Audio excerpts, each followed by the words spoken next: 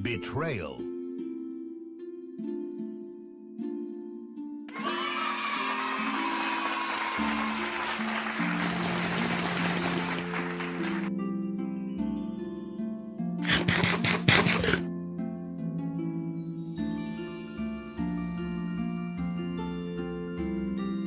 Put me in, coach.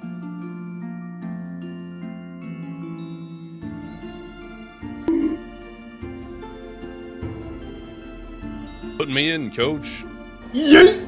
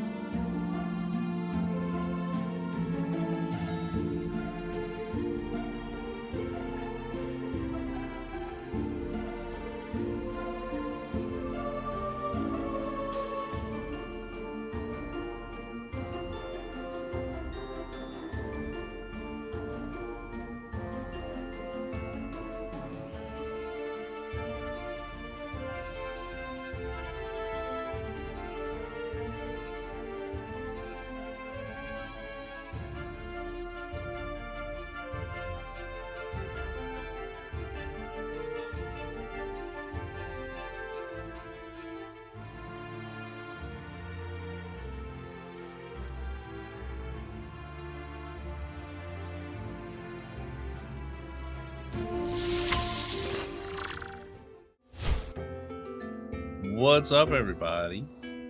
Welcome in, Ryan. Welcome in, Kisa. Thanks for hanging out. Hope you guys are having a great Wednesday. Yeah, I'm doing a stress test today while I do my stream. Plus, I got my little pick crew guy right here. He's adorable, you know. But yeah, what you guys up to today? I went through and put in like a simultaneous stream to YouTube thing because I want to see how that goes. Currently it's got some encoder warnings, but it's still a good stream, so like, you know.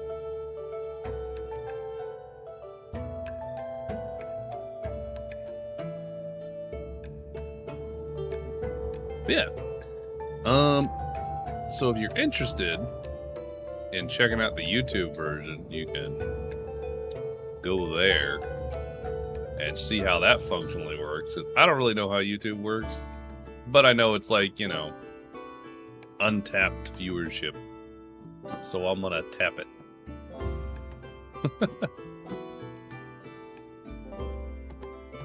But in the meantime, I guess I'll just leave that up there because it's not gonna hurt to be up there.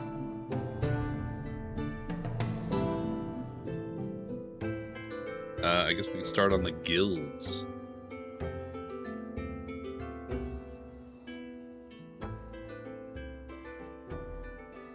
Actually, is this stream still running as good as it normally does? That's a really good question. And also, I don't got my little fellas. I forgot to put the little fellas up. I gotta put the little fellas up. Don't take a second.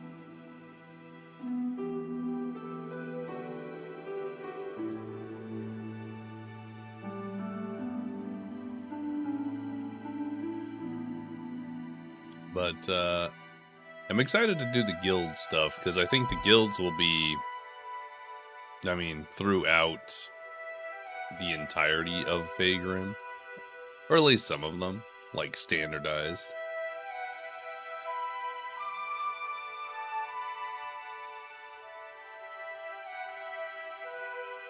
But not all of them. So I think each region will kind of have its own variation of some guilds. But overall, they're all going to be the same, if you will.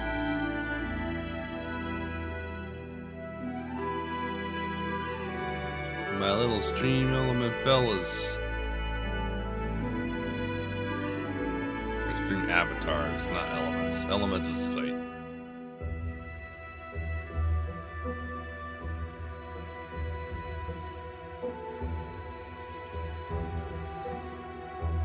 Launch.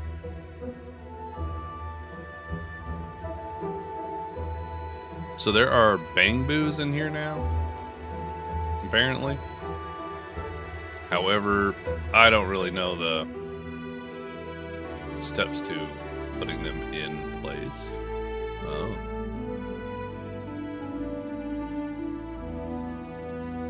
This is a whole thing, which I will look at not on stream.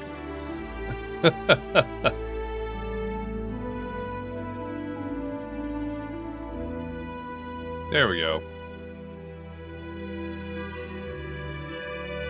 We got our little fellas, our little guys. They're all here. Look at them. They look so good.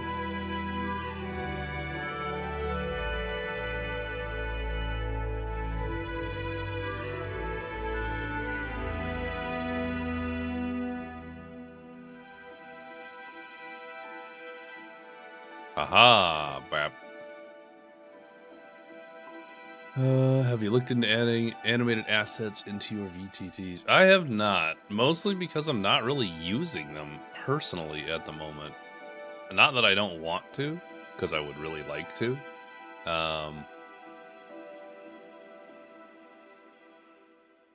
As it stands for me, I'm not allowing myself to have a personal campaign I run until I get some professional campaigns that I run, you know? You know, money and all that.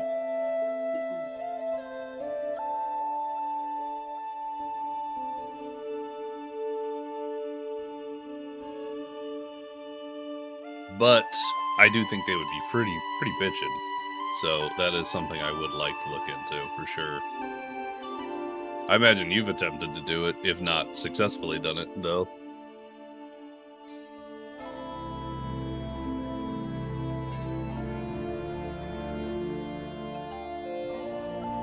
In any case, everything looks like it's running okay, even with the little stream fellas here. So I'm happy about the encoder output here. Looks like it's going pretty good. There's a bunch I've added. I've sent some portals over to. Yeah, I saw those. Those look bitchin'. I have not been good about replying to DMs and shit. But I wake up and I'm going through so many messages, and I'm like, damn, when did I get popular? This is ridiculous.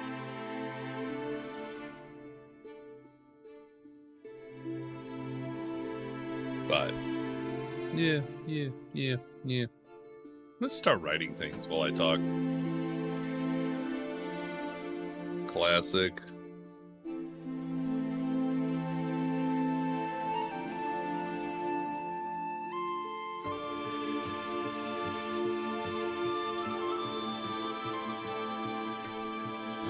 And my monsters have an idle animation. Do they have like little breathing animations? There's part of Lefen's spinning diamonds just that open. I imagine that's gotta make it hella cool immersion wise.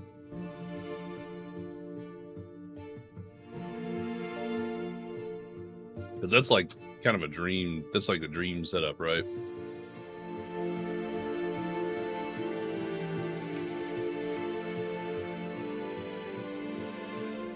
Also, is my Twitch chat rolling here? I don't see it. Oh, that is actually something I probably need to fix. Because otherwise, I'm talking to no one. Well, not like talking to no one, but like, if someone on YouTube was to see this, they would be like...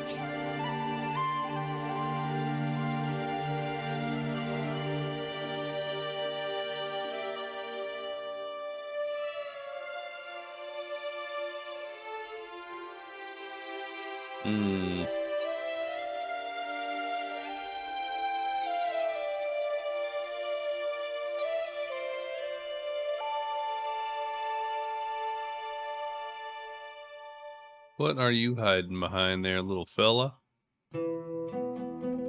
There it is. It was hiding behind the whole ass screen right there. That being said, I do think I need to go and check out Stream Elements real quick. Because I don't know if it's hooked up to my YouTube. So YouTube comments won't get put on here. I don't expect a lot of YouTube stuff, but like, you know, I'd like for it to be set up.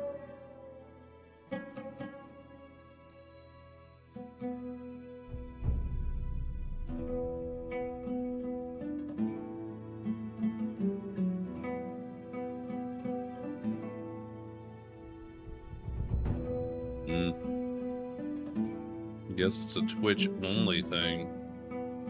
Damn. Well, sorry YouTube. You're not getting your stuff displayed on screen.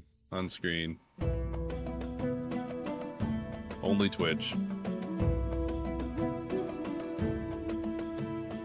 That's good to know. Something to fix for later. I suppose it's the same deal with the stream avatars as well. I'll have to look and see what the normalization for how to functionally do that is. Like, do you put a message up or something, you know what I mean?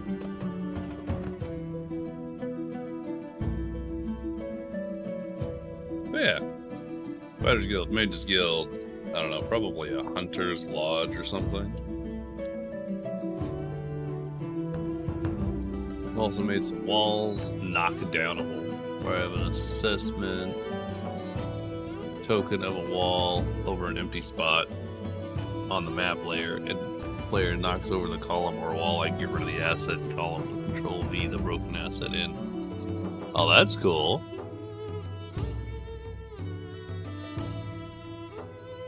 That makes it be very dynamic. You use Roll20, right? As I recall.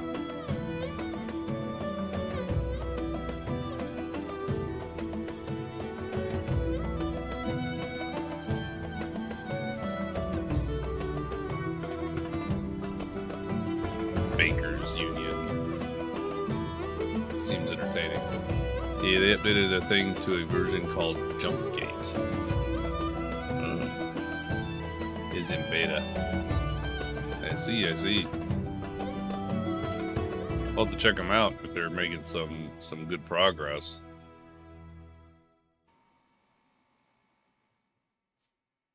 Fighters made to Hunter's Lodge, Baker's Union, I don't know. Need something with intelligence. So maybe like...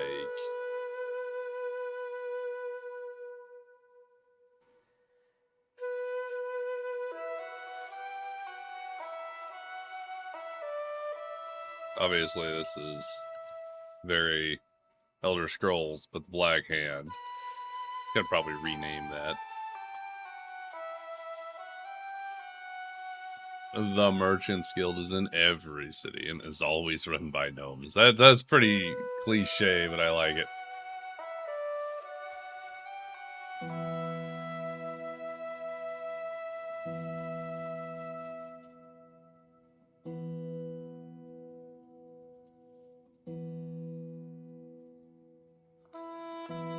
Always run by gnomes.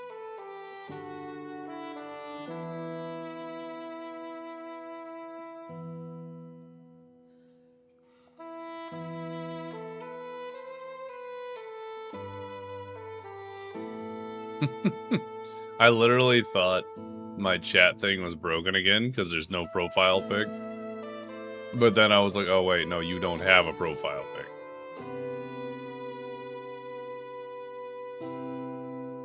Hilarious.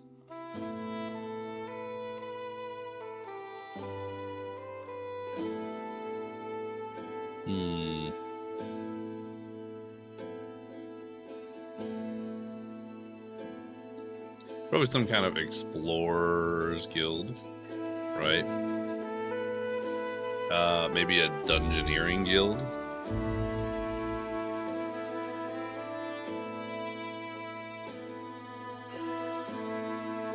I'm gonna stop writing guild because I know what these are, and they're probably not gonna end with that name.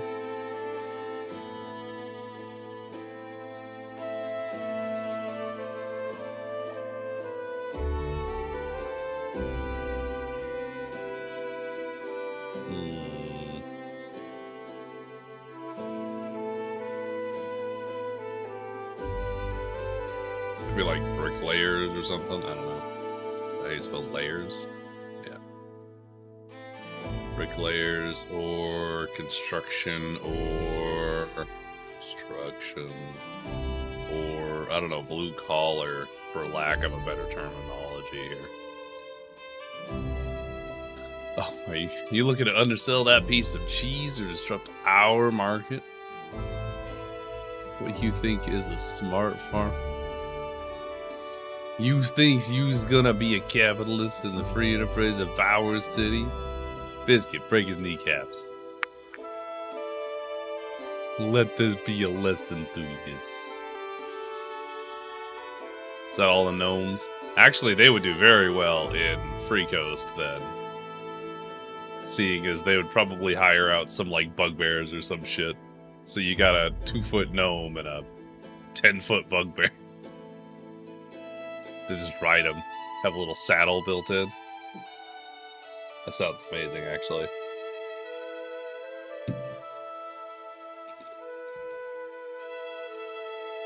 Maybe this is the third,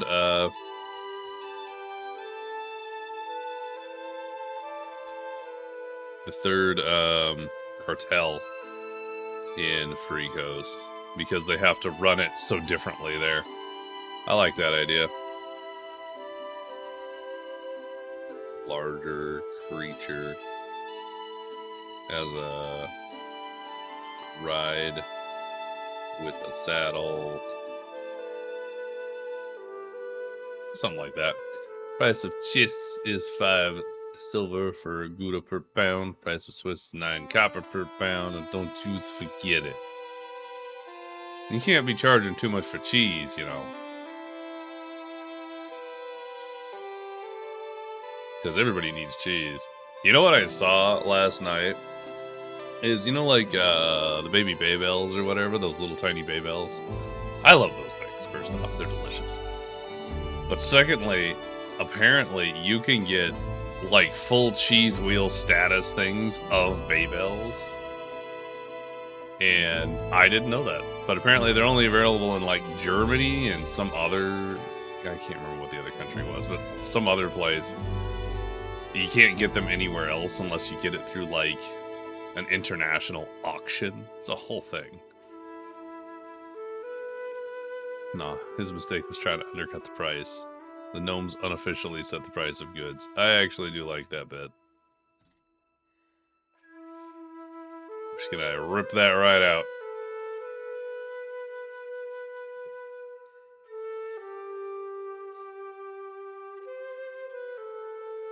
There's always some farmer who isn't in the know, thinks they're gonna be all economical and shit. Poor little farmers. Poor farmers being not able to be economical.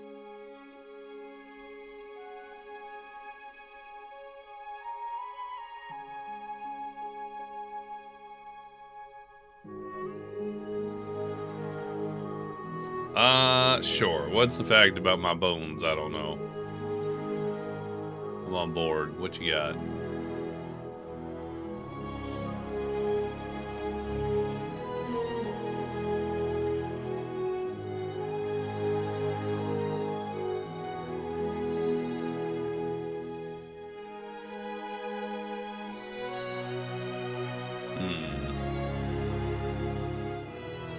What is something else?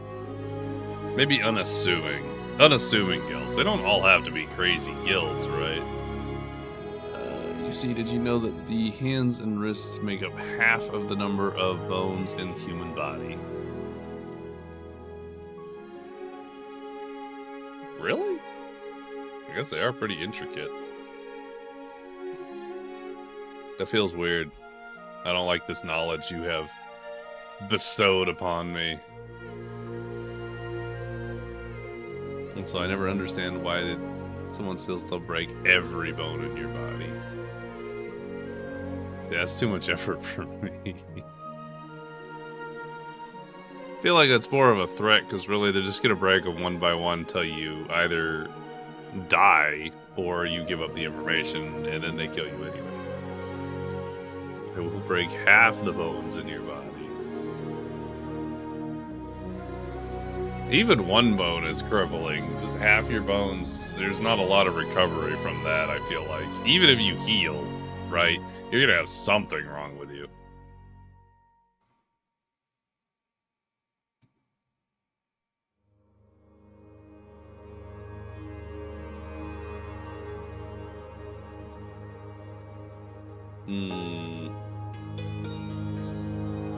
That's a roundabout way of saying I'm gonna crush your hands and feet. I mean, crushing feels a lot easier than trying to break the little nubby bones that are in there, right?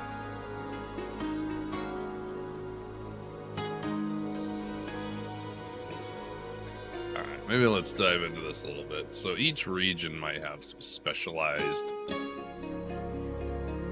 whatevers. Actually, where is my little... Hang on. I gotta get my little image up here.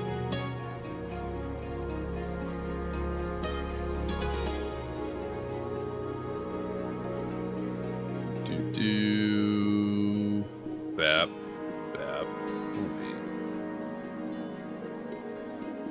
Boy, this image dimensions are funny. Okay. A little too big. I'm just putting this up here in the corner. Because that's the area we're working in right now. You know? Wrists and ankles, not wrists and feet.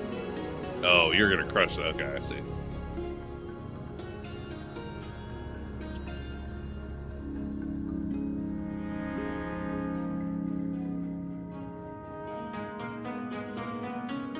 Shout out to my wonderful wife getting me a cup of coffee and bringing it home because she's amazing.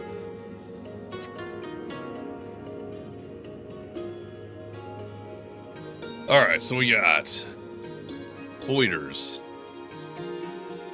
Fighters could probably be broken down into what's the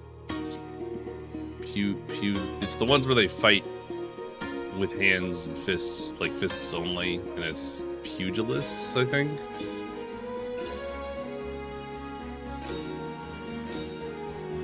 Yeah, pugilists. So we have the pugilists that are very particular, and they're not monks, they're just, you know, drunks. Sometimes those overlap. It's another type of fighter that would be good.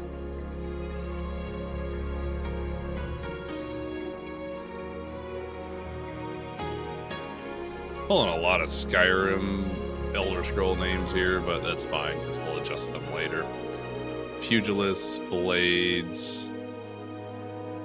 This is very specific. I don't know if blades needs its own guild, right? Pugilist makes sense, seeing as it would kind of be like an entertainment venue, even. Which kind of brings us up into, like, is an arena or something of that kin, if those are in each town, even if they're underground, is it technically a guild run by a singular group? I'm gonna put arena in here. We'll see. We'll see what happens.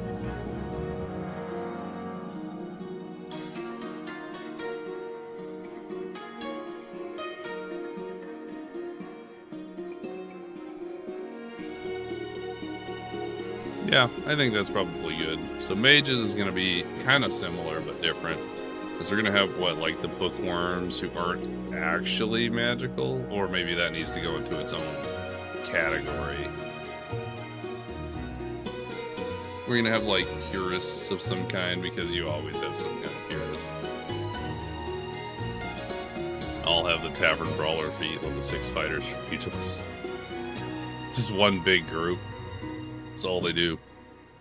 I think it could be a thing. Like, this feels like it could be a guild of people. like, maybe not super prestigious or organized, but like, you know, people know people.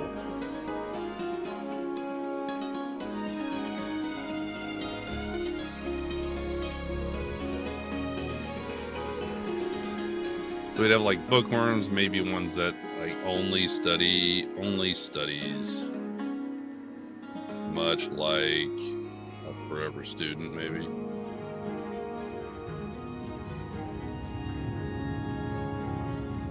I don't know what a purist would be necessarily outside of like,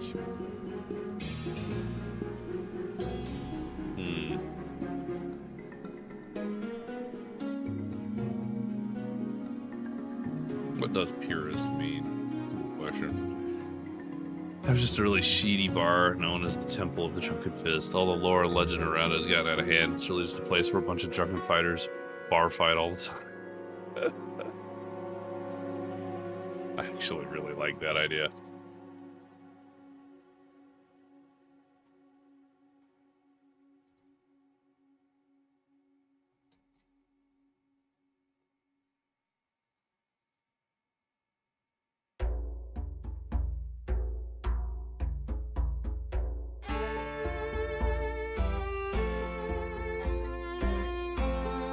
We'll skip purist. I don't really know what that means yet, but I'm sure we'll get there. I want to say researchers might kind of vibes with the explorers. Very magically inclined archaeologist vibes.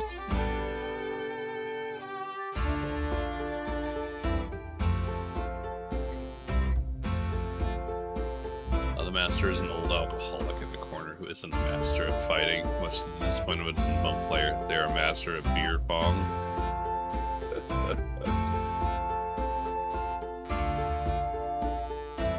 That's super funny.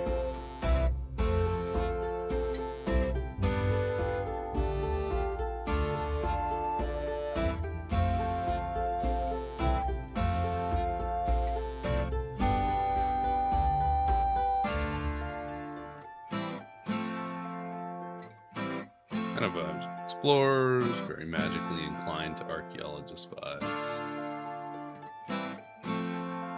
Yeah, I like that. There should probably be some like background group that kind of like shadow government vibes. I don't know what that looks like, but that might actually have like the Black Hand and stuff in it.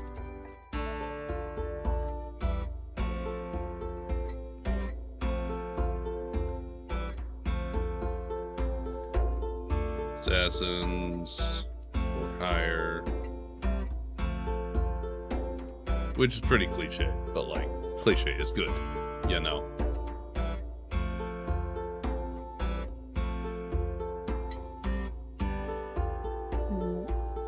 Make me a little bigger. Haha.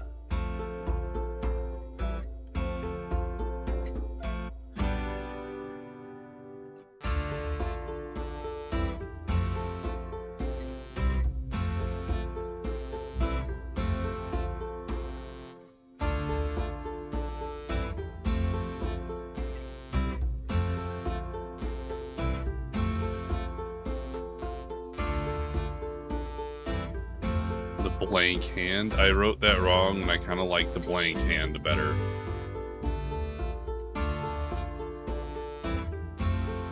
So if we already have assassins, I think we should make something that's like political groomer. L-I-T, political groomers. Prepare/select upcoming politicians and other ruling class.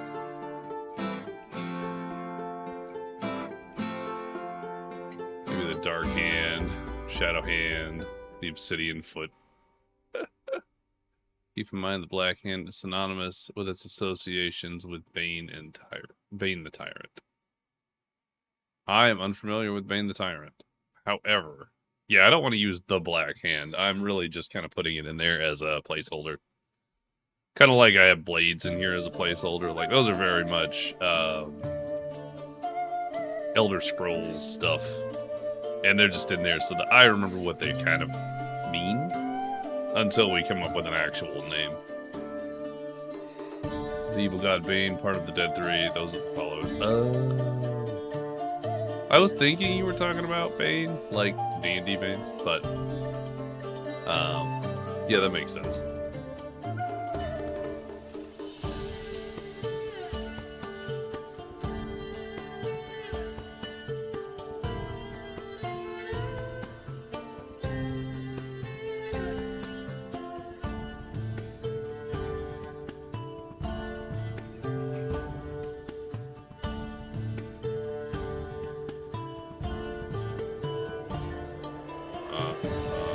Interesting.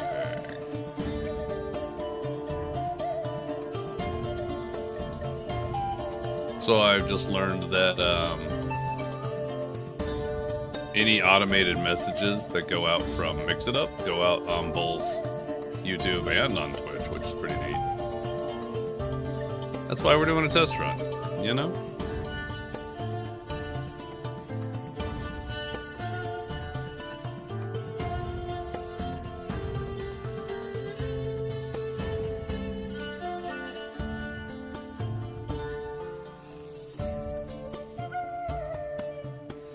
The undergovernment, for lack of a better terminology. But I feel like that might fall under political groomers. Might be the same thing. Maybe we do this.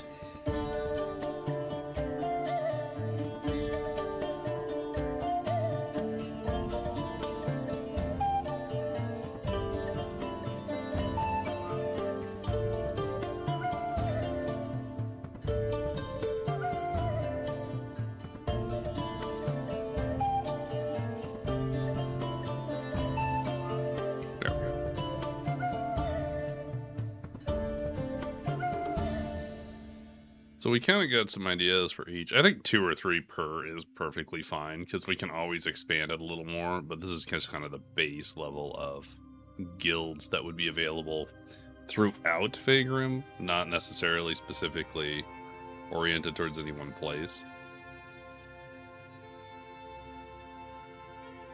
So I think there might be like a more common one as well. I think we'll call this one Blue Collar, and I think that you're going to end up seeing stuff like the bricklayers or constructions, I would say bakers, and other like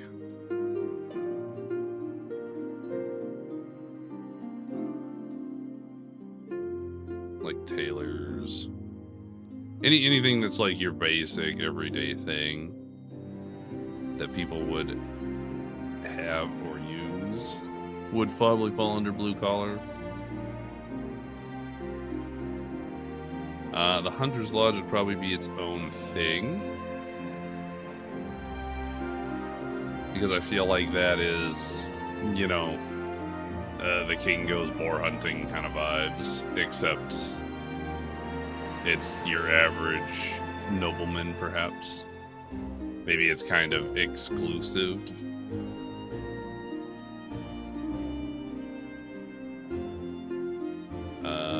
Oh, you know what I want to treat this like?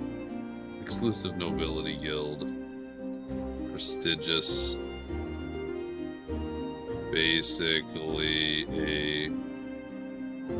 a golf. Like people with golf membership. Golf memberships. They feel all good about themselves. They're like, ah, yeah, I pay $200,000 a year to be part of this prestigious golf club.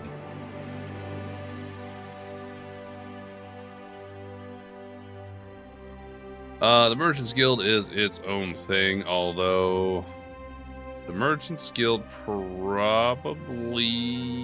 would encompass the blue collars, right?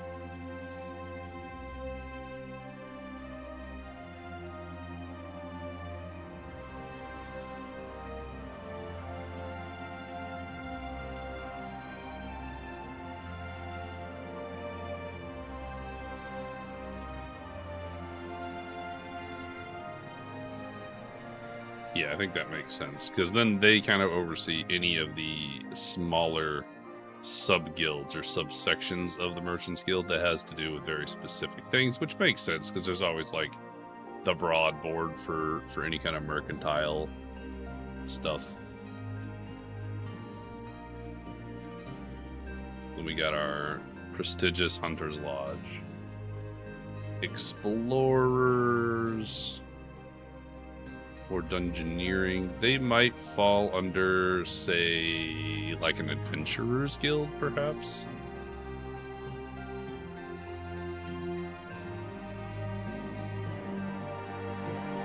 Also classic, but classic for a reason.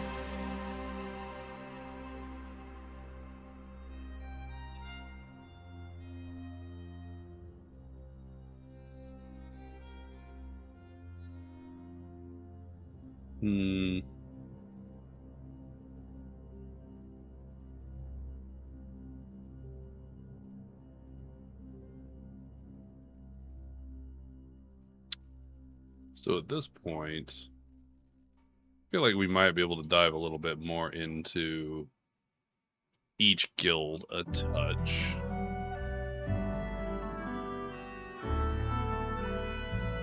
Entertainers, perhaps. Maybe circuses, maybe arenas. Maybe... oh, you know what we should have?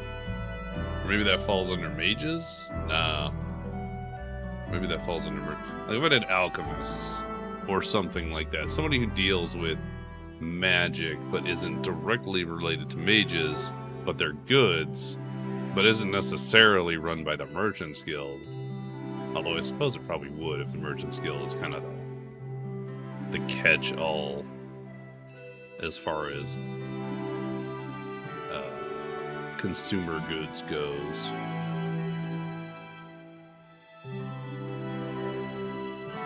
Yeah, you know what? That would probably make sense.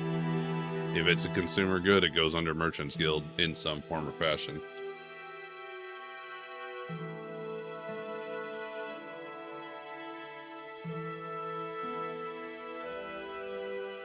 Alchemists, artists,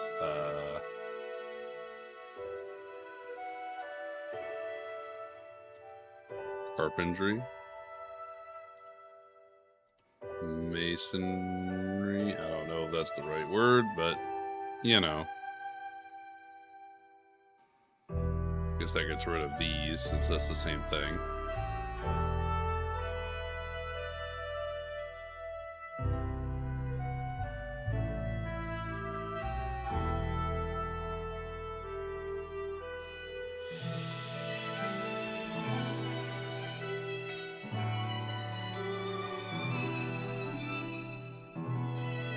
We put street performers down under entertainers. That makes sense, because there would be some, you know.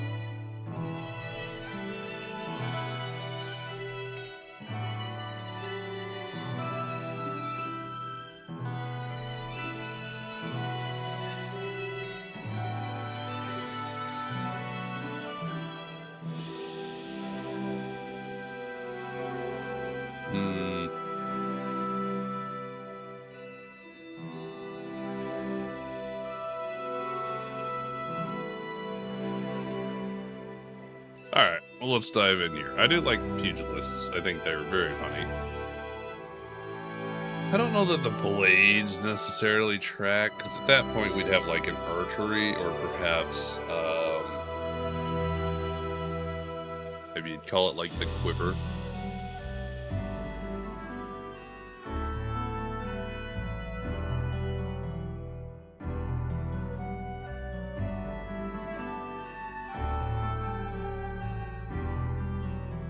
I would call it like blades and blunts, but honestly, somebody's gonna be like, that's not the right kind of name.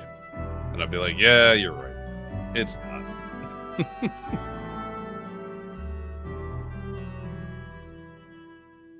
So, if the arena is under entertainers, we have hunters, we have the adventurers. I think adventurers also would fall under researchers?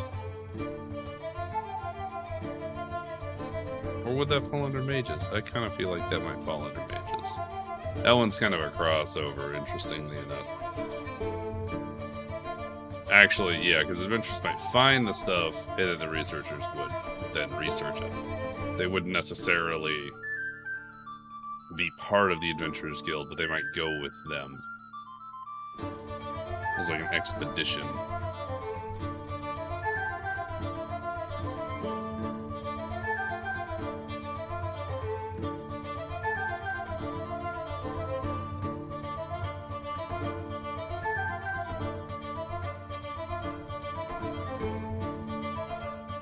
Anything to do with weapon mastery, I suppose. Whoever would be anything to do with ranged weapons. Bows, crossbows, slings, etc.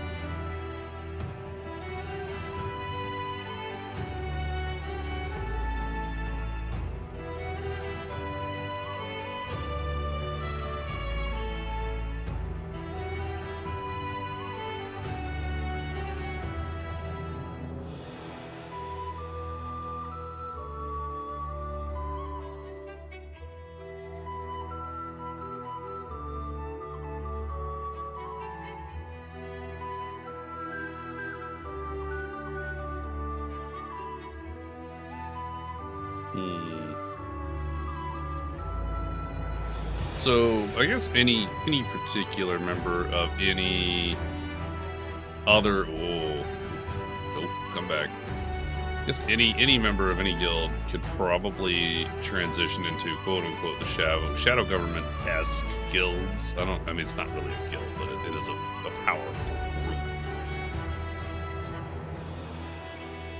group. Welcome in, Hungry Kobold, love the name.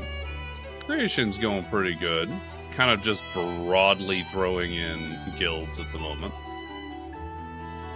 How's your day going? How's your Wednesday?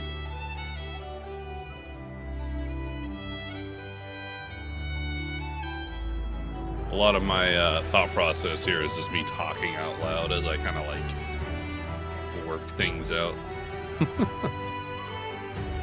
Not gonna lie, fair. If I've just been thinking of dumb BBG.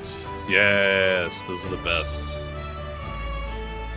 My BBGs, I like to keep them kind of realistic because I want the players to feel cool if they beat a BBG, right? But man, it's so much funnier when they're literally just a goofball character.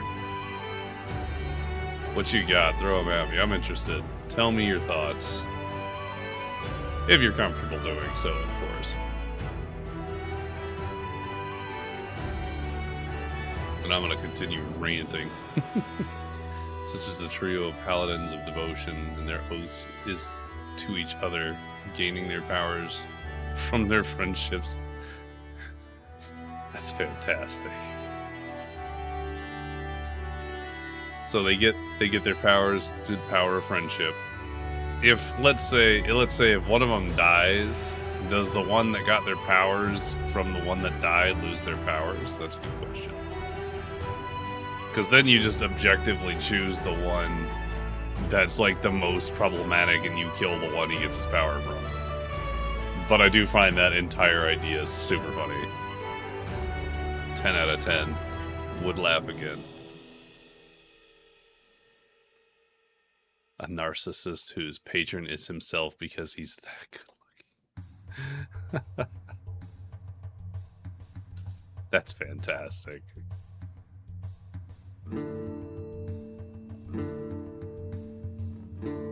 That's a good BBEG.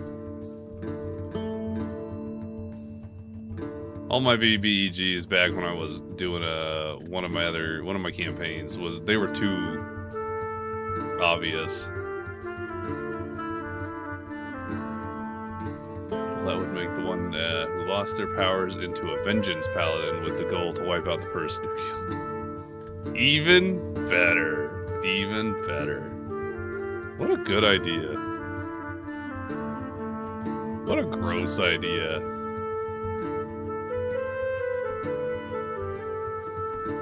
So good. I love that.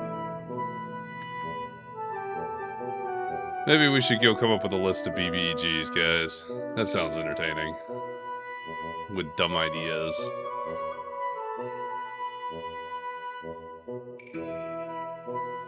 Because, I mean, I got all sorts of stuff here. Why not have a list of BBEGs? Trying to break up their friendship with misinformation would turn them into oath breakers. So no matter what you do, you're stuck with a very powerful set of paladins in one case or another.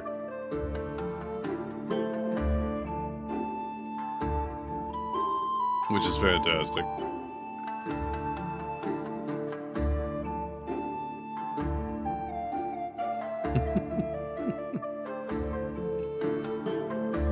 Bap.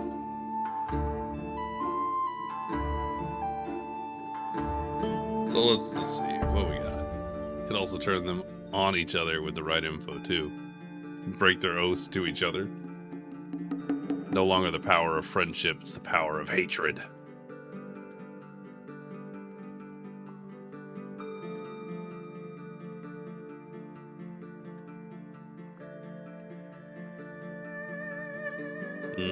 Looks good BBEG vibes, because I don't want to take that. That's amazing, but that's not my idea, of course.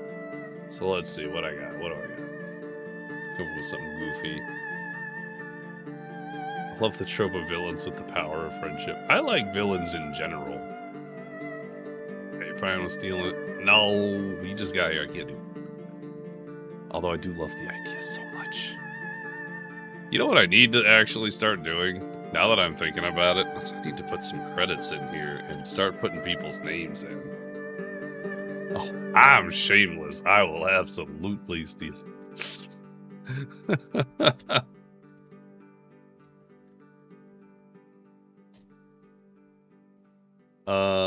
Yeah, we'll steal it. I'll put the credits here. Because I gotta do this anyway. I got so many people to put in here. I'll come back later, but BBGs, let's take a look at this. Trio of paladins.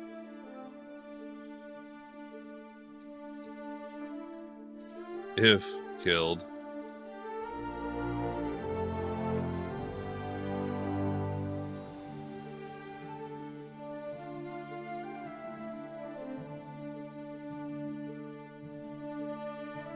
Beautiful.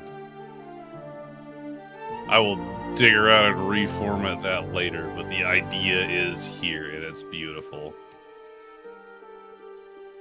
I like the things that are cute or something. Like cute, cuddly, low, CR, monster.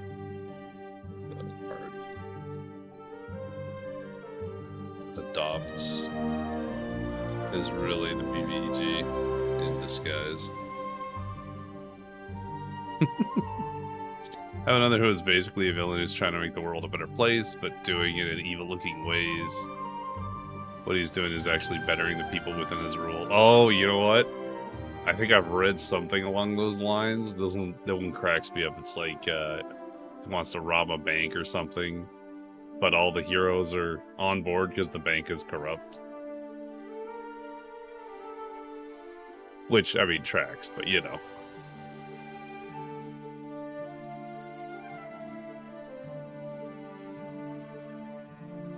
There. I think those are super funny, actually. just shove that in, because it's always entertaining.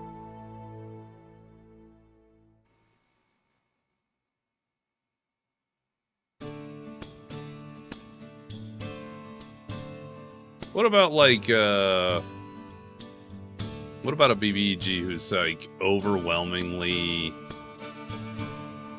legendarily powerful XYZ, but then eventually when the players arrive, it's just some, like, chill dude. Not really the big bad.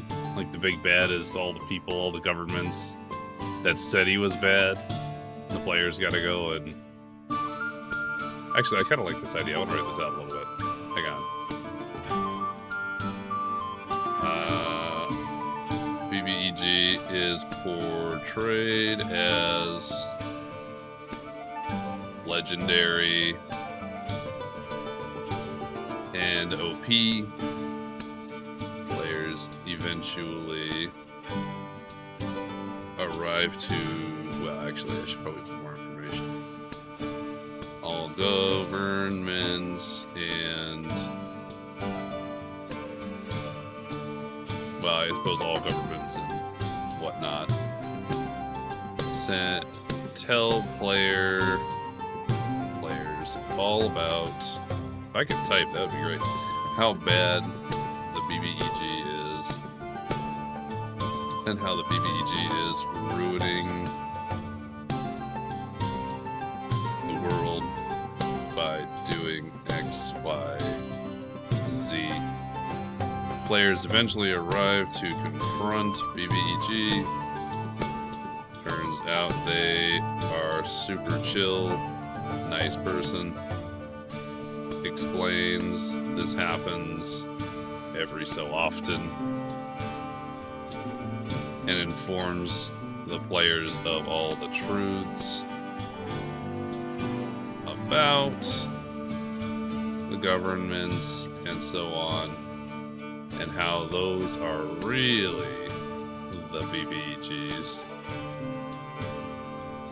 Players then may choose to go back and deal with governments. This is very rudimentary, but I like that idea. I actually know an anime like that, and I love it. I have another... Oh yeah, no, we read that one. This idea was an anime? I mean, that makes sense. Everything's an anime at this point. But I like this idea. I want to pursue this idea somewhere. I think that sounds super funny. Yeah, the anime is called Brave Animated Series. Let me...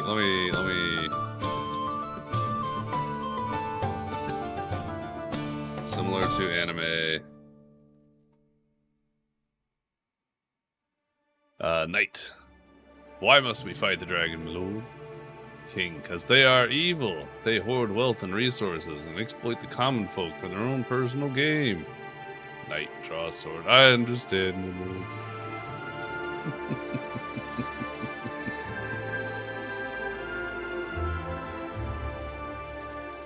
Love it.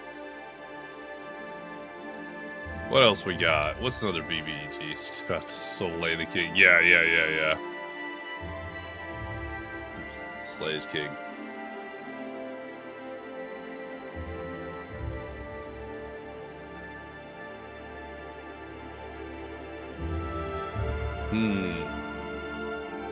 Well, I really like that BBG. Might be my next big one.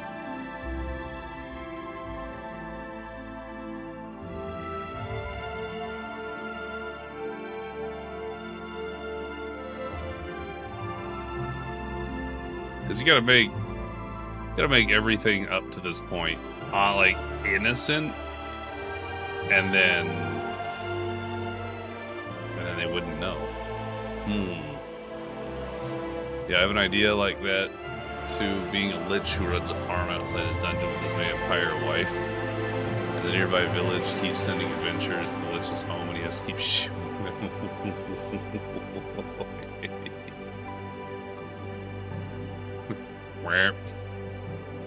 Fantastic. This, I want to expand on this so bad. Hang on.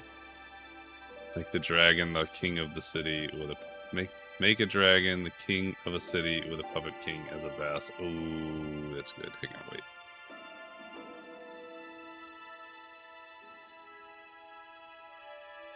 That's great. Okay, so I like this Lich thing. So, like, another friend of mine who's on this channel a lot, she has a whole backstory for one of her characters where necromancy is good. Like, people sign a little waiver when they are gonna die, or even midlife. It says, hey, yeah, I'd like for my remains to be reanimated and used for the good of everybody, like, whatever. And so, basically, everybody will go to... We'll just say she's, like, the ruler of the area or whatever. And with the power to reanimate, because it's a very specific power that not necessarily everybody has.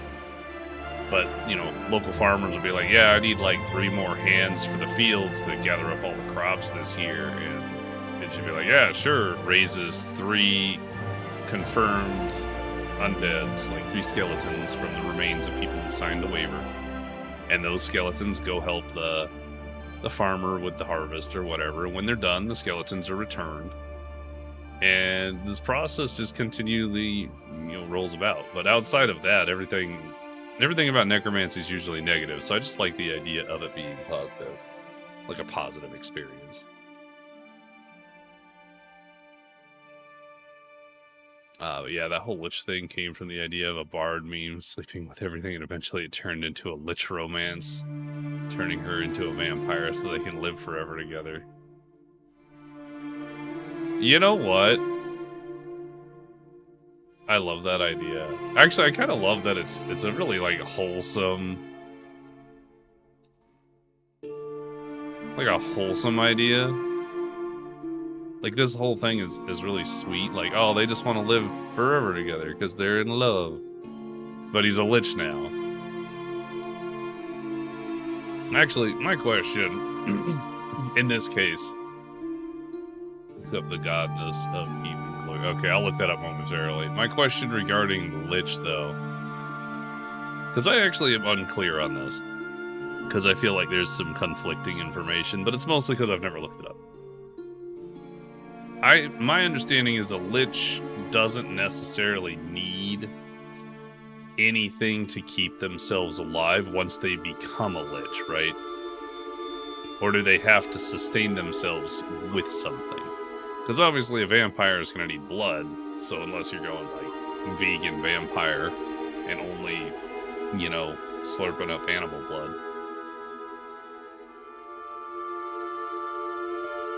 Lich feeds off the souls of the animals he farms, because this is my idea. So they have a little animal farm. It's adorable.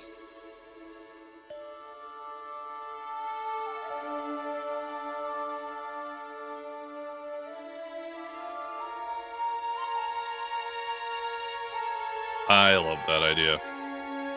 Like, they're self-sufficient. They just want to live in peace, right?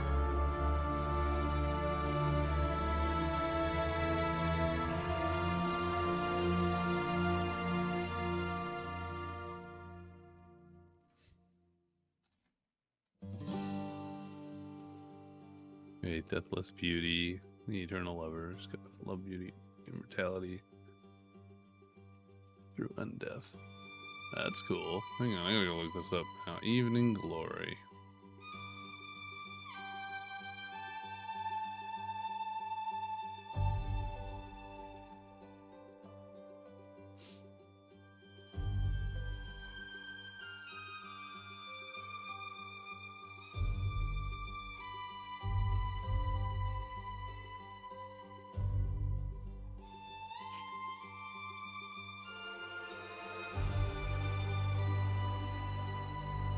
Ah, welcome back from ads, guys.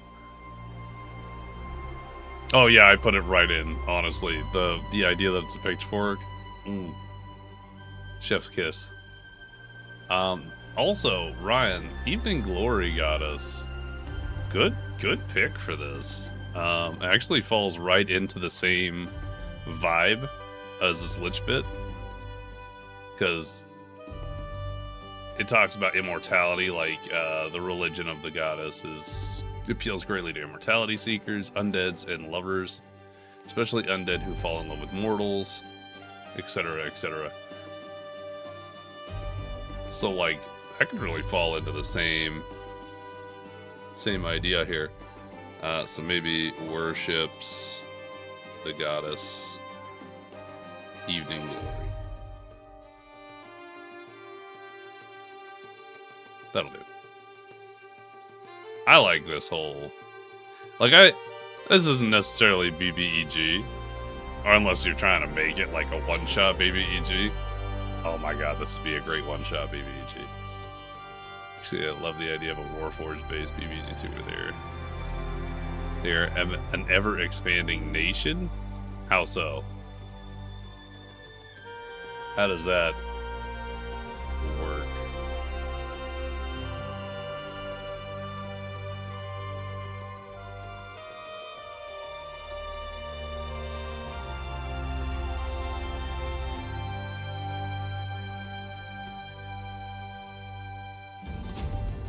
Also, I'm sure that they exist, but like, what book is Warforged? What book are the Warforged in for 5e? Because I don't feel like I've seen them, and I know they exist, but I've just never actually looked them up or seen a stat block in 5e for them.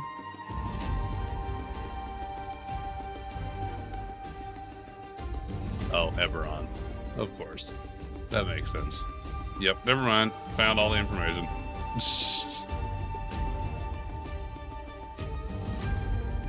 Because I remember them being kind of a big thing in 3.5, which is what I played before 5.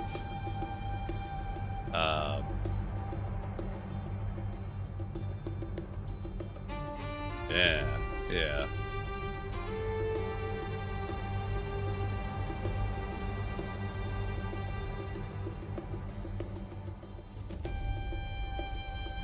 Think like Terminator, but they are constantly taking land and towns, but not killing people unless attacked, but they're taking the land of already set landowners and nations. I almost want to say that's kind of Zerg-like, except, you know, construct. Like they're creeping outwards. That's an interesting idea. Because the longer you wait to deal with that problem, the worse it gets.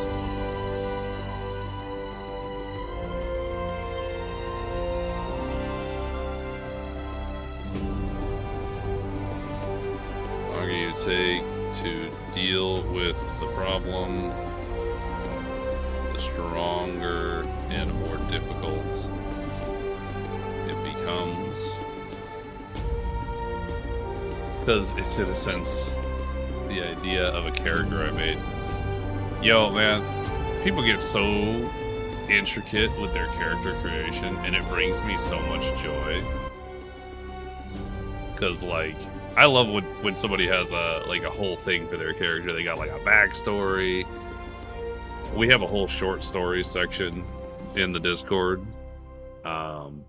So like at some point during campaigns, people are just writing a short story about like something that happened 5 minutes in game, but it turns into like a multi-page story that they'll post. It's a great time.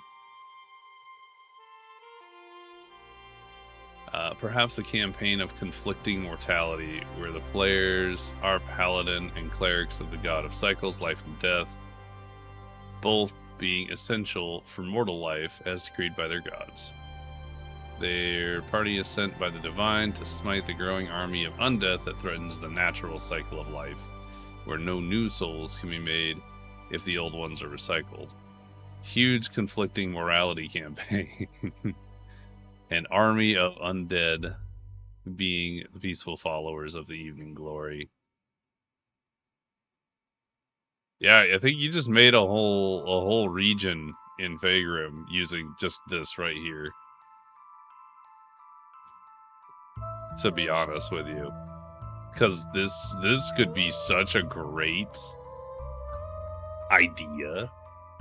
I'm putting it in here. I know this is BBEG, but BBEG can be morality.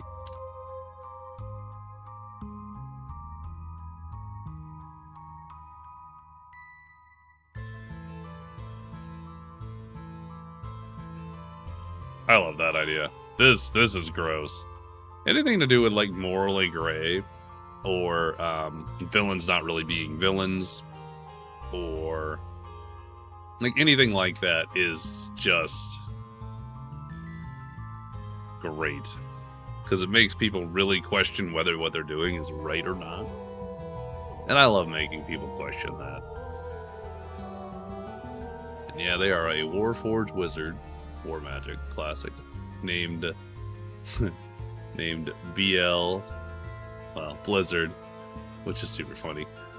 They specialize in ice and cold magic, and they are a scout who was sent out to map the nearby area of their factory of nearby towns and cities, but got lost after being kidnapped by bandits. Oh, I need to turn that one off. We're not doing a donathon anymore.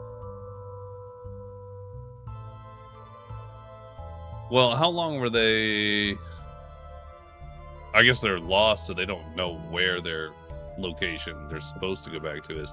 So what happens if they go back to their factory? Do they just revert back to like their normal job and stuff, or?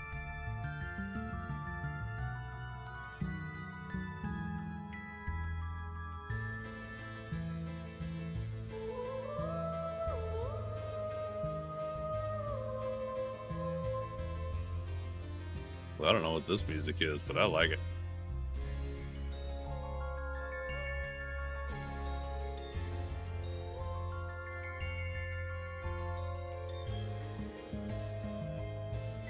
What's some good morality BBEGs? They report what they found so that they can eventually lead a squadron of Warforged to take over nearby cities and towns from the weak points they mapped out. So, like, would you say that they're inherently they're the BBEG? They're just not there yet. Like, they're good until they're not.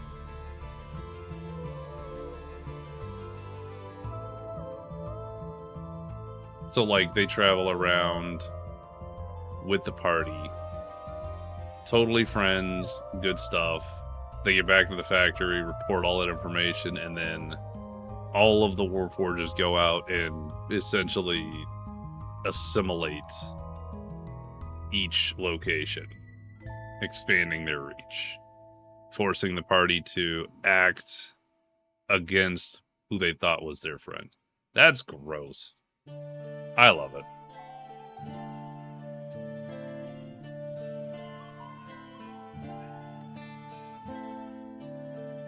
Let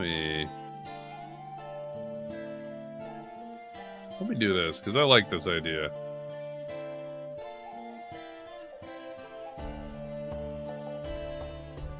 That's a good idea, Kobold. Like, you got some slapping ones in here. Got the Paladins.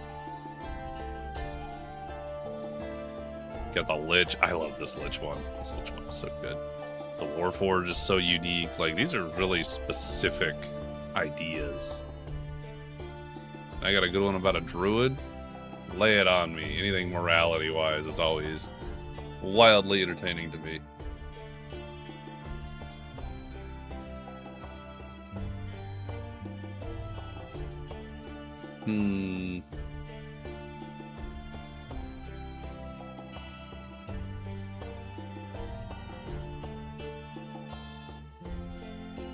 That one's long. Here's one that is. That's fair. Oh, I should be turning this on too. I forgot to turn this on earlier. That's fine. I need to get one that comes out of the side rather than the bottom, I think.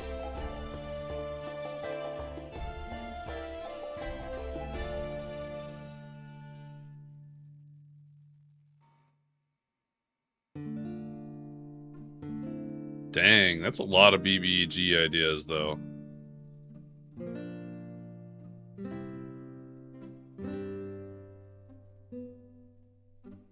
Could we...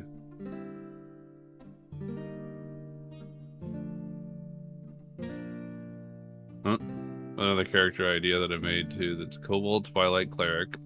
Classic. Lived out all their life in dark caves and wishes to blot out the sun so everyone above ground can feel the loving embrace of darkness. They have no idea blotting out the sun would kill life on the surface. That's fantastic. I mean...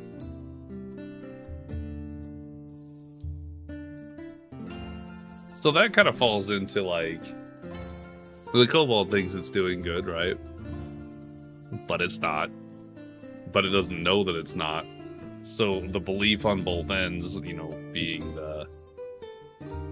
Anybody against blotting out the sun, perhaps. And the Kobold, that would make the Kobold the BBEG, which is super funny.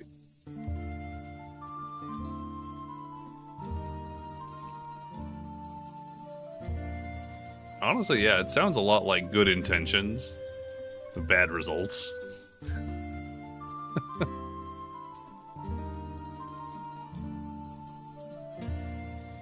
And that's just a character idea I had I want to play someday. And I even plan to, during long rest, have them dig a hole and put a rock over it so it's in there pitch dark. So they just dig a little hole and they're like, yep, this is where I sleep now. So they can sleep in the embrace of the darkness. What god or goddess are they worshipping to become a Twilight? I don't know if that's a specific one, actually. I think you get a selection, right?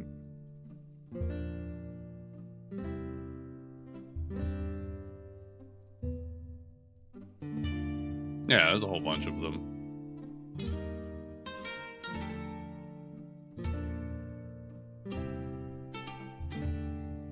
The party is part of a big family. Their littlest sister-brother is infected with lycanthropy. This was a huge scar on the county's past. Nearly destroyed the country 60 years ago with a horrendous lycanthropy outbreak. One blood moon. The sister is infected, but he thinks it just... Oh, Gladys cut out. I'm gonna have to look into that. Much sad. Let's read it, though. Let's do this here. I got you. Reward is on cooldown. Oh, right. I remember why I put it on cooldown. Looks at friggin' Sir Burton, who is not currently here.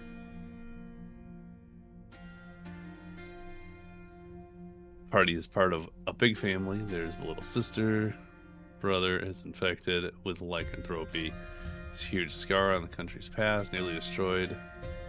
Country 60 years ago, a horrendous lycanthropy outbreak. One blood moon. Sister's infected. Party thinks it's just a wolf attack. Another blood moon later, all the town's sheep disappear. Largest city next door sends a paladin in order to investigate. That's where it starts.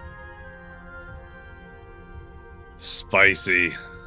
Yeah, because if they had such an issue with lycanthropy, they would just immediately end it. There would be no conversation, right?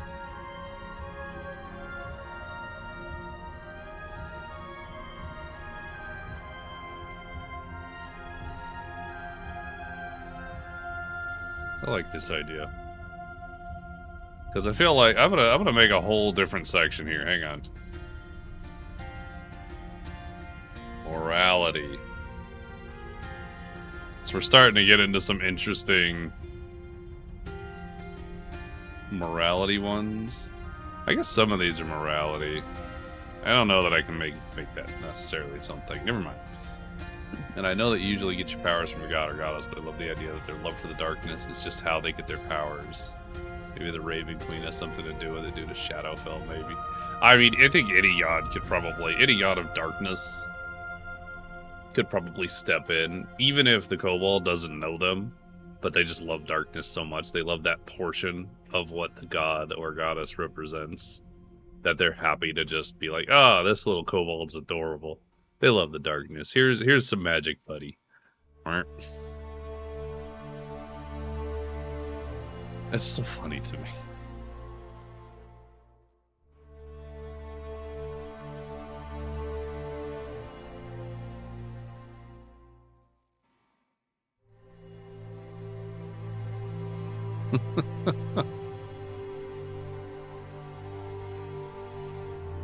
You know, I want to answer that, but I'm just gonna sidestep.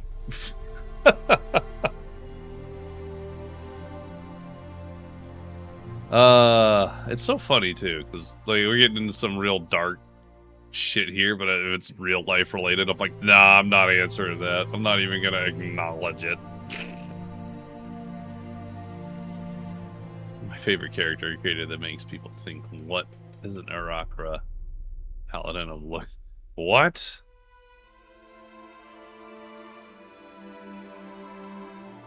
Yeah, that's an odd combination, actually. How'd you come up with... Well, okay, well, obviously you can come up with some funky stuff, but, like, why did you go with that? Like, you actively made the choice to make an Arakra Paladin of Void. So, campaign where paladins, clerics, wizards, monks are hunting the party to put down this little sister. Yes.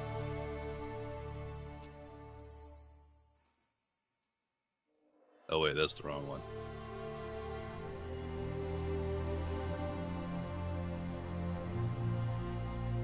Because there'd be no official knowledge of a cure.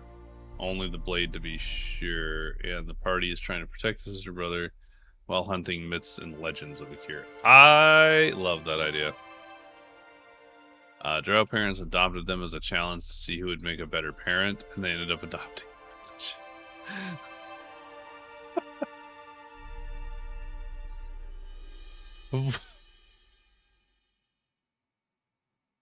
I mean, all right. It's amazing, actually. What a goofy ass backstory, man. I love it. What did so like, have you used that character in a campaign yet?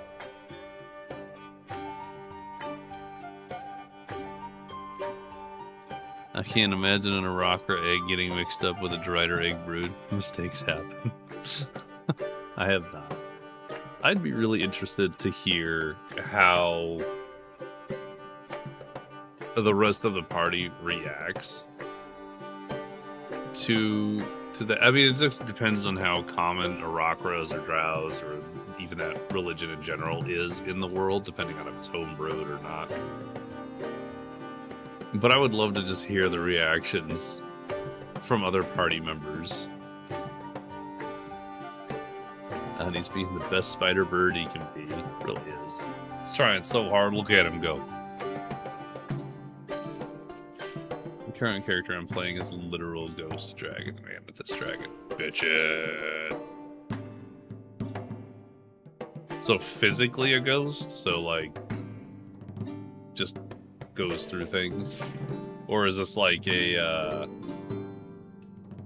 control, like puppeteering of people as a ghost?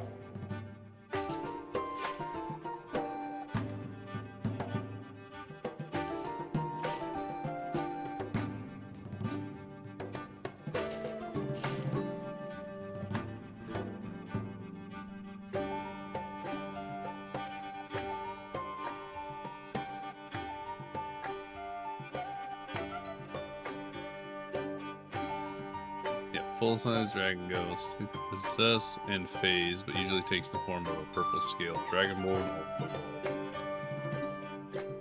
fabulous. That sounds very entertaining, to be honest.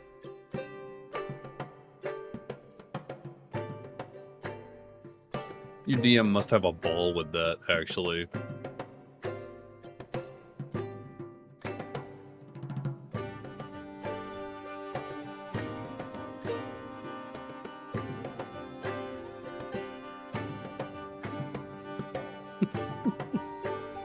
What we got? We got. They are a rogue warlock archfey. I suppose that makes sense that a dragon could still be a warlock. But I don't know. Feels funny in my brain for some reason.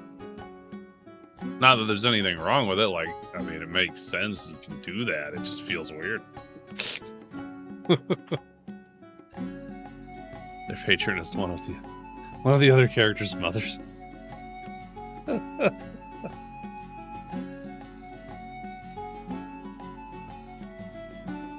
So, like, is the other character jealous of your relationship with their mother?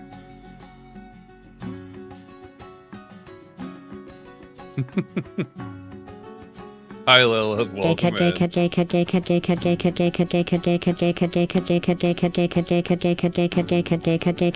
really capitalized on getting to say this.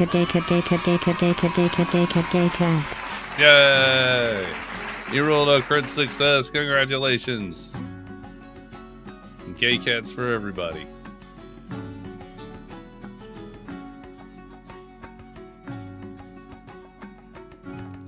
How's it going today, Lilith? What you up to? We're going over big bads and conflicts and morality based storylines and all sorts of funny character ideas. Nat 20 on the gay cat, absolutely. Should I mention we have a fish tank with an intellect devourer and a squidling.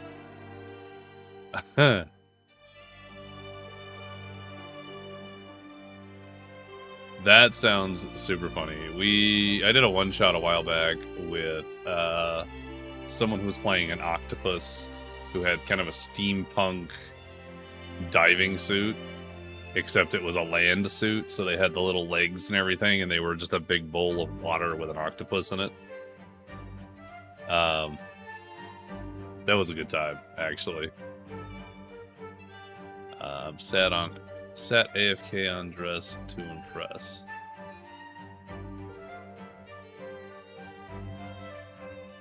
Dress to Impress. How's Dress to Impress going? Anything interesting? We have 3 constructs our wizard controls, and 3 orcs we traumatize into joining it. It's always traumatized. It's never like we convince them or anything like that. It's always like we either bullied or harassed or traumatized X creature into joining us. Because players are war criminals.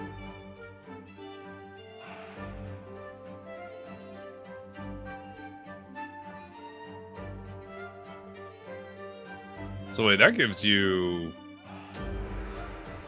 at least based on that information, at least 8 characters in your party, if you will. So how many players are in that group? That's got to be a lot of action economy hell.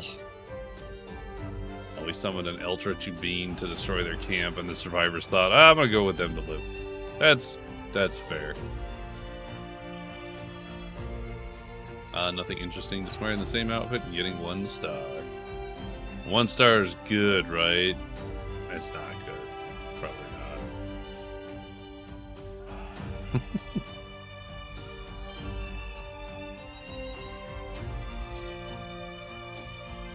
Yeah, I'm trying to think of other situations where my players just traumatize anybody. Bad. Yeah, I kind of assumed it was bad.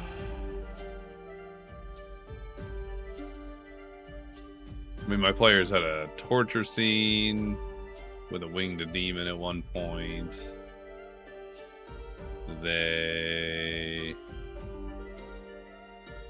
You know what? They actually weren't terribly murder hobo-y outside of a couple of situations, which I suppose is good. Oh, we also have a Kobold Artificer we convinced to join us. He is making magical items for us. He is currently working on a suit of armor for my character to possess that will be legendary quality magical item, and we are at level 7. I hear that kind of thing a lot. Like anybody, it's always parties that are like below level 10.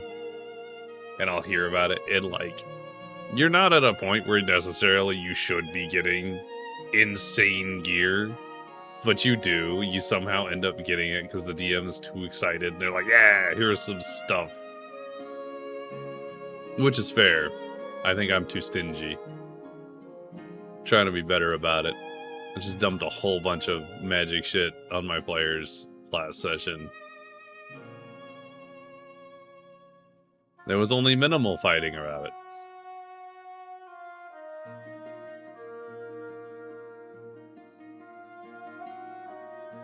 I can't remember what level they are, actually. No, I'm trying to think about it.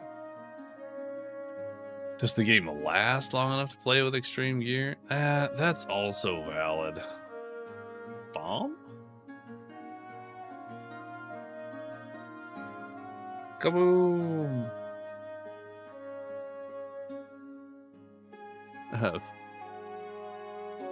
We are level 9 also. We keep talking our way out of combat. The DM sets up. Okay, I got stories about that, which I'm going to come back to. Does the game last long enough to play with extreme gear? I don't know, man. I hear, on average, a party generally doesn't make it past level 10 before the campaign. Generally, the campaign falls apart for XYZ reason around that point. But that's also, like, dependent on how fast you level up. But level 10 is the average, right? So, yeah, they just hit level 9 a couple of sessions ago, I think. They'll probably be level 10 by the time they finish up this giant... I wouldn't call it a mega dungeon, but it's a big dungeon. Or a big facility, I suppose.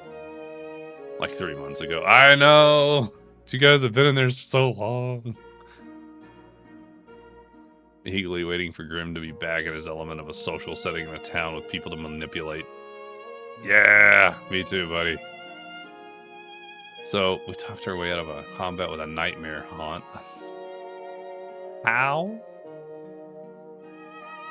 So I have a number of situations where my players either circumvent or manage to talk their way out of combat. Like, what's a good one? I think the dragon one always gets me, because I did an arena for one group that I was playing with, and I had a bunch of werewolves in it or whatever. They defeated the werewolves pretty well, and they had been driving me insane because they're like, we haven't had any real issues with combat. And I'm like, oh, I'm making it too easy. I better give them something that tries to kill them viciously. And then, so I put in a little, I think it was a bronze dragon, gold dragon. I think it was a gold dragon. I can't remember. But I put in like a little one, like a wormling. But it was still very powerful for them and could easily one-shot a couple members. And they ended up nat 20ing like animal handling and shit. And I couldn't be upset with their rolls. Like, they were good rolls, and they did such a good job putting down weapons and trying not to fight it. And they ended up taking it as a pet. And so they had a pet dragon for a while, and that was wild. We convinced them to help with stuff while also dodging guard patrols because there was a curfew and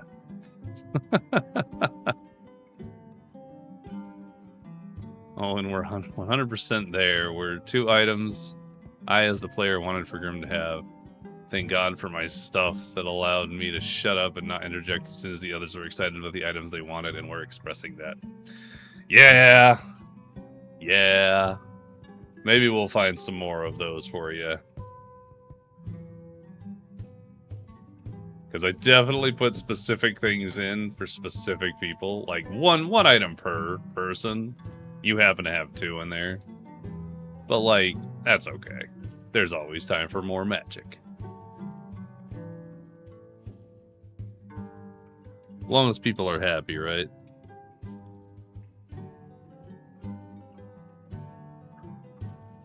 I always found it interesting when you give players a bunch of magic items and you're like, here, figure it out. That's when you watch the party start to internally combust.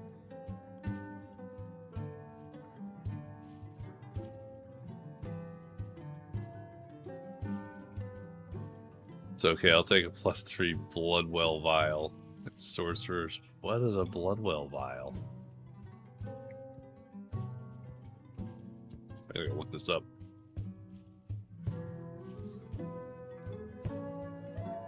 Wondrous item. To attune to this vial, you must place a few blobs of blood into it. The vial can't be opened while your attunement to it lasts, blah blah blah. You can use the item as a spellcasting focus. You gain a bonus to spell attack rolls and to saving throws.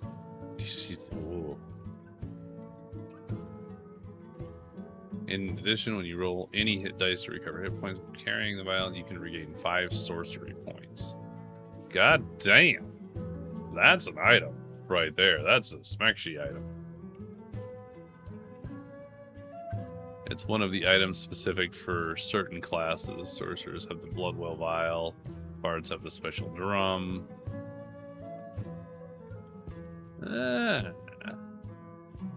Might be a good way for me to forcefully give players items.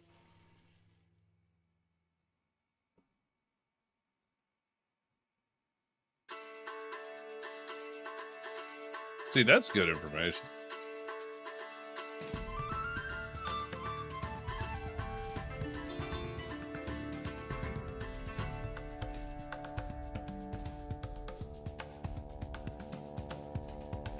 Warlocks have something rod. Man, that something rod must be real good. It does something.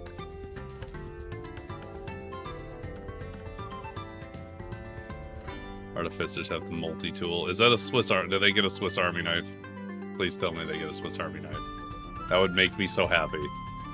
Because it's so dumb.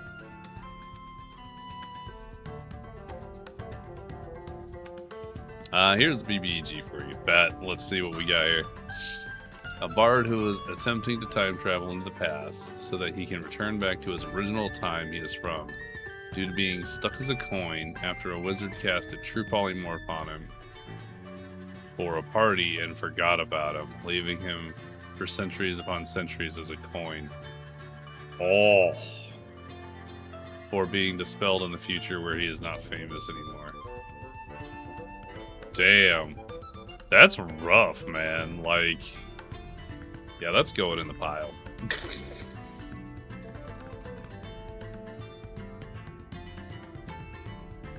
That's a rough story right there. Because that's not even his fault. Or the bard's fault, right? Like,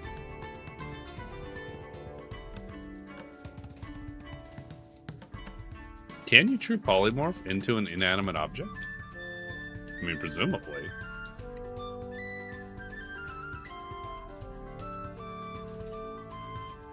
And you don't see very many. Yeah, absolutely, you do not. That's not really a normal BBEG, I feel like.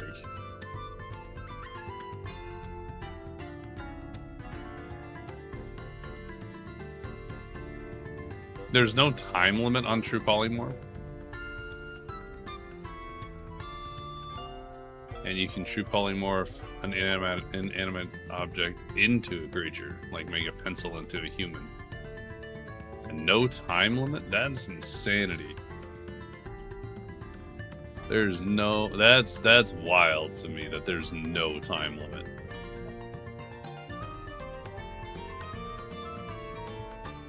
It's, okay, I looked it up, guys. I looked it up on Roll20 anyway. So 9th level transmutation requires concentration up to 1 hour. If the spell becomes permanent... Wait, hang on. Object, creature... I'm sure it says in here. Creature to object. Return the creature into an object, transforms along with whatever it is wearing and carrying into that form. The creature... And the creature has no memory of the time spent in this form. After the spell ends, it returns to its normal form. If the spell becomes permanent, you no longer control the creature. Object creature. Oh, I see.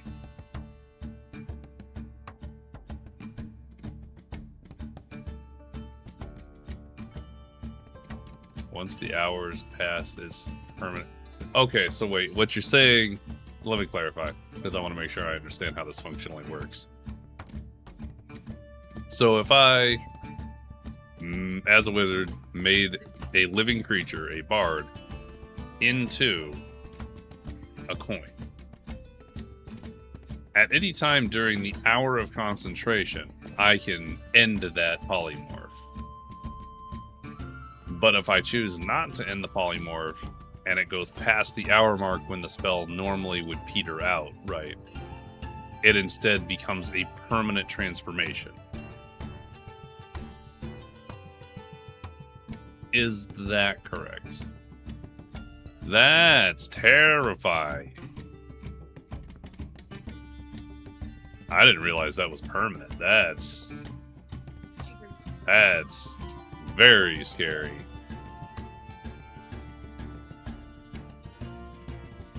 Then you have to cast a 9th level spell magic or roll for it.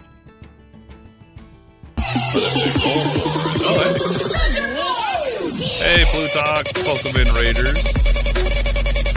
How's it going, everybody? Hope you guys are having a good Wednesday.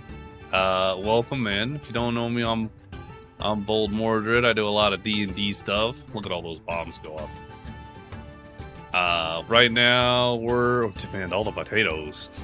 Okay, you can have my potatoes. Wait, I'll find a potato. Hang on. I got this. There's gotta be a potato in here. There it is, I found it. Potatoes.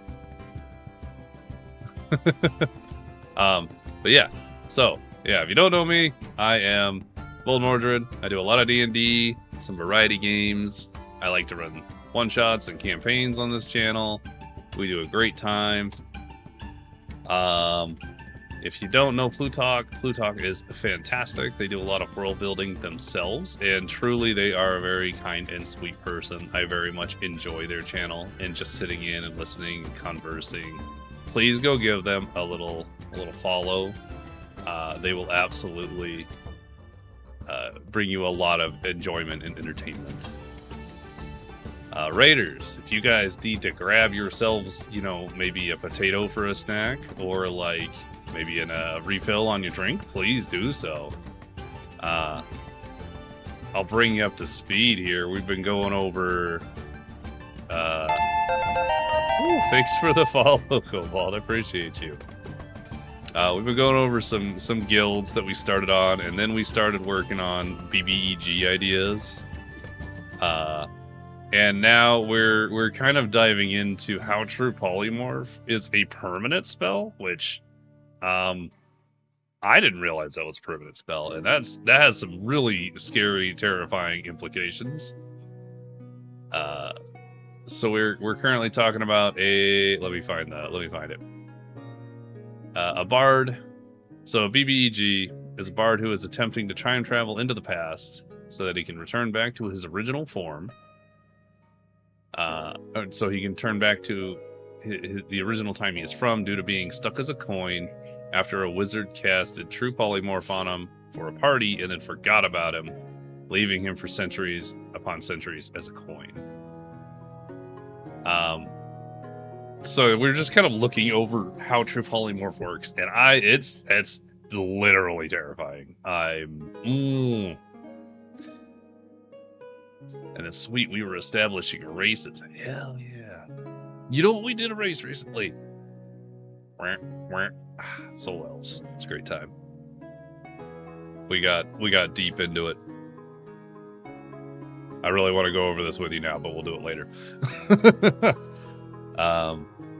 They turn him into a llama. He's supposed to be dead.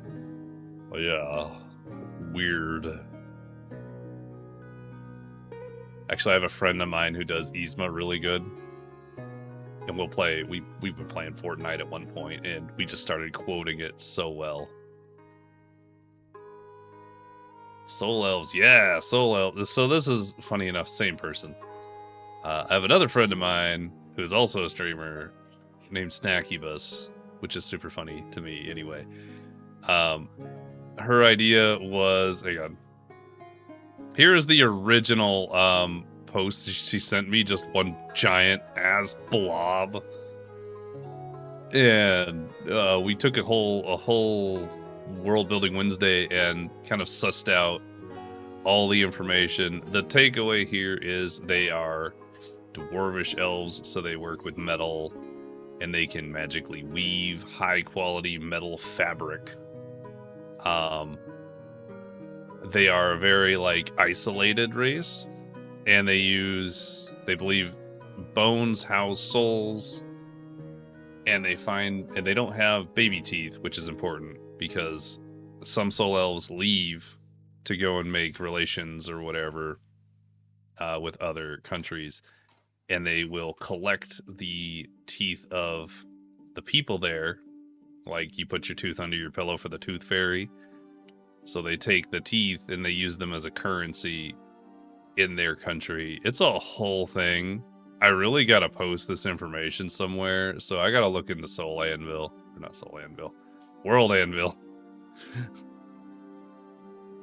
Remind me of elves from Dragon Physics. Yeah, I think that was what she was saying too. It's kind of the vibe, because I think that's what this picture is. We're using it as an example. Okay, wait. The reason was stopping them would be is that he has knowledge of the future, meaning he'd change the past, causing the future to no longer happen. Oh, wait, let me put that in. Hang on, wait. So many things are happening. Okay, I love this BBEG. I want to touch on that again, for sure. Brain is failing me, guys. Okay. Soul Elves. Great time. Definitely gonna have to touch on that again. Let me just... We'll do that.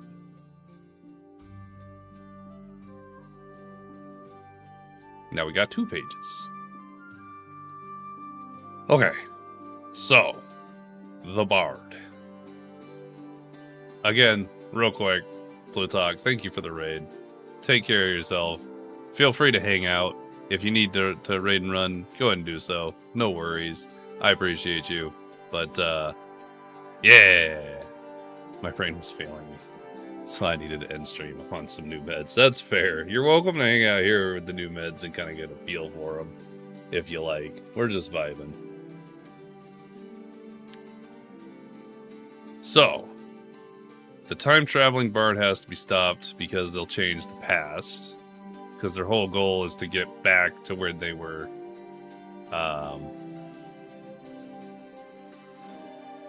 Like when they were,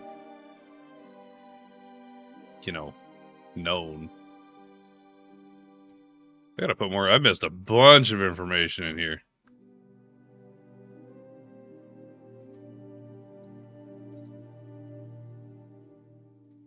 Cobalt was dropping the knowledge, and I was not prepared to, like,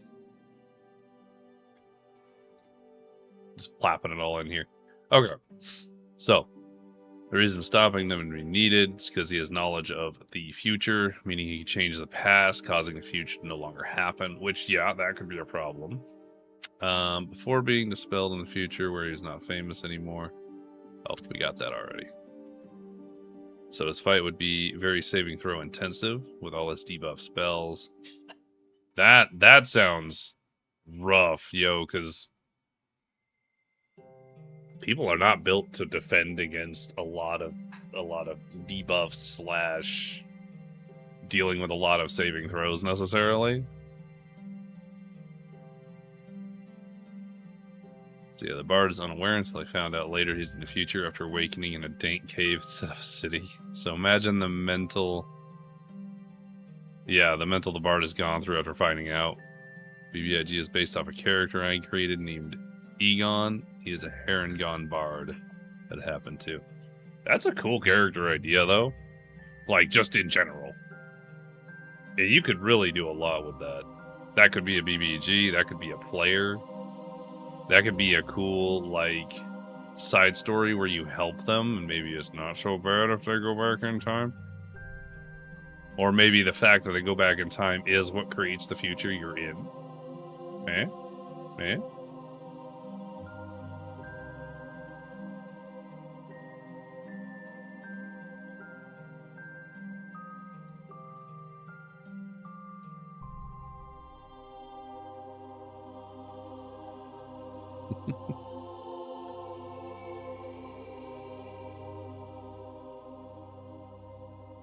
Oh, guys, that was a lot. My brain is doing good. How long have we been doing this? We've been doing this almost 2 hours. We've been doing a good job. Hell yeah. I'll chill here. Love world building. Good stuff. Good stuff. Time traveling bards sound awesome. They do, actually. Super entertaining. Actually, so we have this whole list of ideas from Cobalt and Ryan and I now, where it's just all kinds of crazy BBEGs. I love them all so much. I was gonna pick one out. I think they're all really, really neat. I have got to figure out a world anvil or something where I can. Maybe there's a plugin where I can make this automatically upload to a world anvil or something. I'm gonna go look, actually. I'm really interested, guys. World anvil plugin for Obsidian.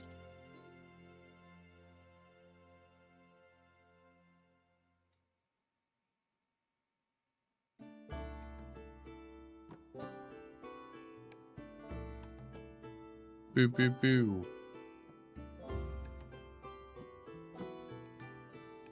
Well, I'll look that up later because there's not an obvious answer. So, I also love the. Oh yeah, another one. Here we go. How many of these you got, Cobalt? You are literally just loaded. I'm very happy about it. I'm just impressed that you just naming these off, just one after the next, just bam, bam, bam.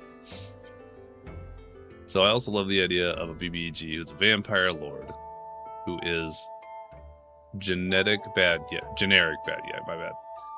But throughout the campaign, you hear about bards going missing, and when you finally face the BBEG after he monologues, he pulls down the curtains to reveal all those bards that was kidnapped, and they begin to play his boss to you.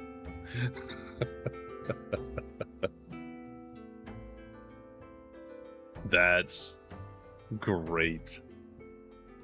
I kind of imagine, it's so good. It's so good. Welcome in, Anapir. Hope you're having a good Wednesday. I don't know why my brain thought this, but like as I read the curtain getting pulled down or whatever, it reveals all the bards playing.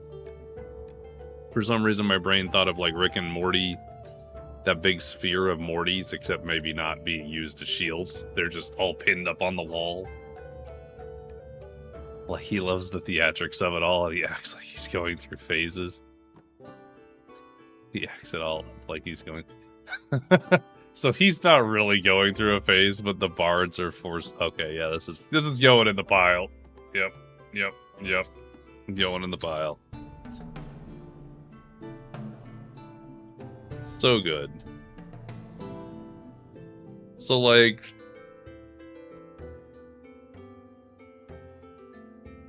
so does he make them thralls then? And reveals all the bards.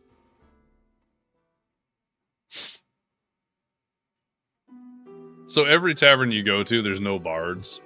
He steals all the bards everywhere. Currently trying to generate a reference photo for my newest D&D character. Yo! What if it's zombie bards and it's a necromancer? I think you could roll either way, truly. But the zombie one require less blood to functionally work. I'm gonna put in here. Could also be zombie bards, and it's a necromancer. He's a complete theater nerd. Make them thralls or just make them regular so they are their original selves because he doesn't want to ruin their skills. So is this necromancer just MG? That's amazing. So I like this guy. I like this guy a lot. Why is he evil? He's a vampire lord, sure. But like, does he have a big bad backstory, or is he just a theater guy and he just wants to make it cool? Like, why does he hate the party? Why is the party killing him? That's my question. He was scorned from an audition. maybe...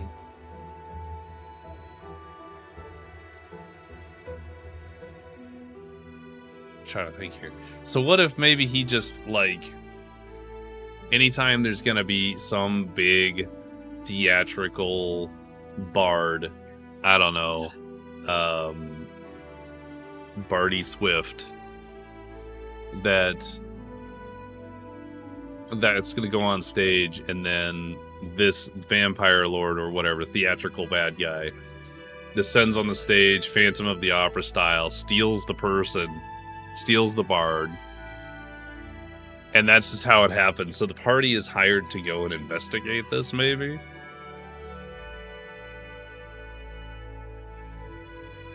Oh man, that makes a lot. I like this idea. Hang on. I gotta read these first. Or it could be an MCU Mandarin situation where he's not the actual villain. Someone hired him to distract the party. Oh, that's good too. Oh, that's so good. Let me do this. Let me do this because these are freaking great. He's a theater guy and he wants to be the big bad for the party of heroes. But if the party ends up being more evil than him, he can turn into the good guys trying to stop the party. So regardless of which way the party goes, he just wants to be... Do you think maybe... Oh, wait, okay. On the same level, do you think maybe he, like, starts to appear after the party starts to build a name for themselves, and he's trying to be, like, their arch nemesis? Like, I'm trying to think of a good example, but there's plenty of memes where, like, there's the good guy and the bad guy. Yeah. Okay. Arch nemesis vibes. If I could spell arch nemesis, that'd be cool. Nope. Come on. Let me fix you again. Don't do this to me.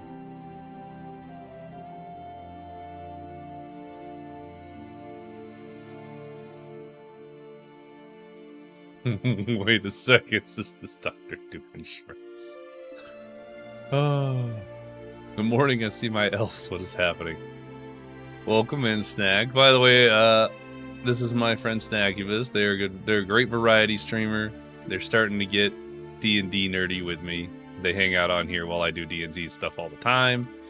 So if you like some good variety streaming and whatnot, definitely go give them a follow. They're very fun. We're talking about creating a race, and I kind of gave a really rough synopsis of the Soul Elves. So just put them to the side for the moment. We're talking about BBEGs, big bad guys, and all that. Currently, talking about a theater bad guy. I love the idea of him just being like reverse Flash to Flash, where they just make their life slightly harder so they want to.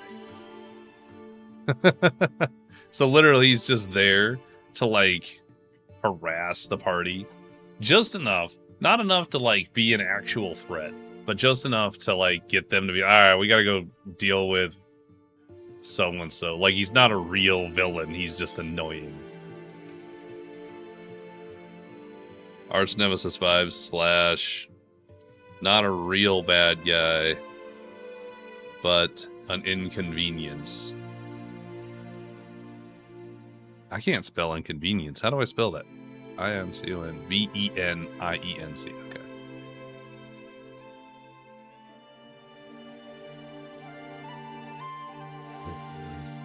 Theatrical. It's like every single one of these ideas is just so entertaining. I fucking love it. I like that all of these are super fleshed out, and then mine's one line. Or one of mine's one line. Just imagine him paying off a town not to give the party information. So, I guess that would mean he's probably really rich then.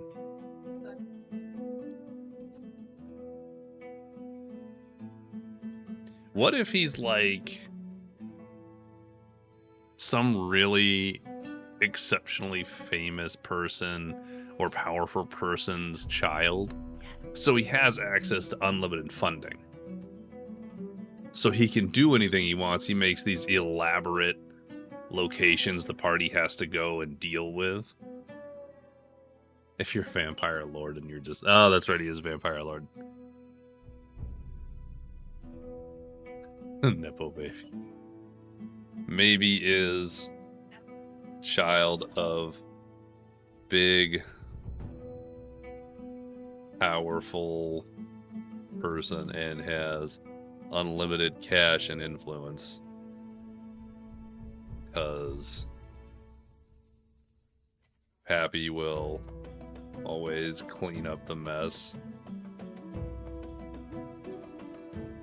Yeah, PS Bruce Wayne money. I'm just gonna put Bruce Wayne money in here. Or is just rich in general.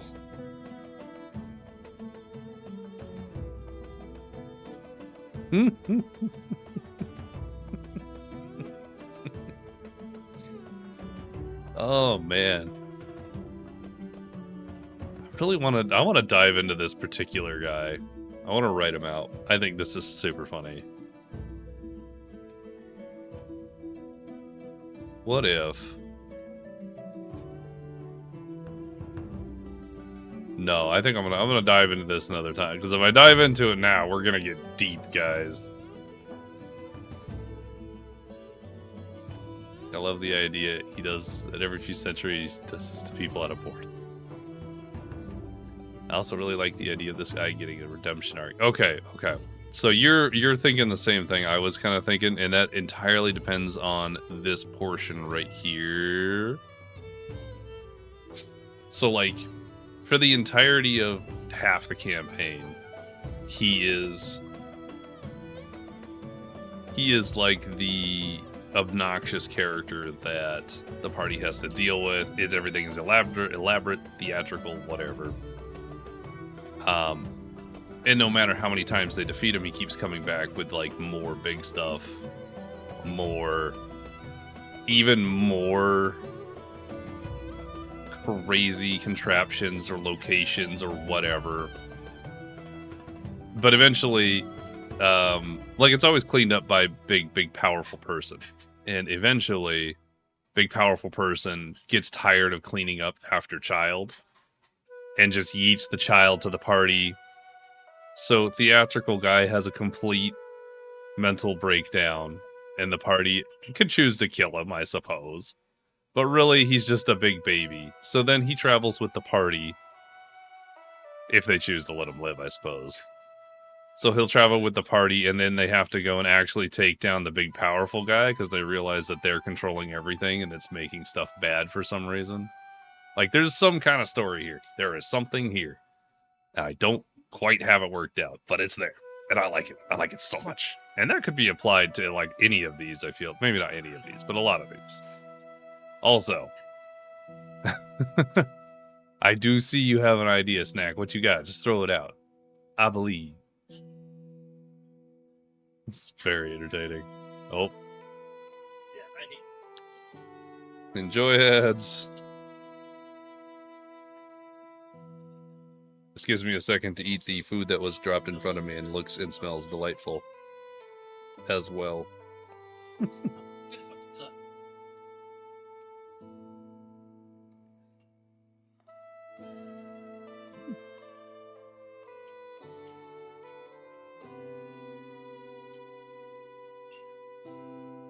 This is pretty good. Nope. No more of that.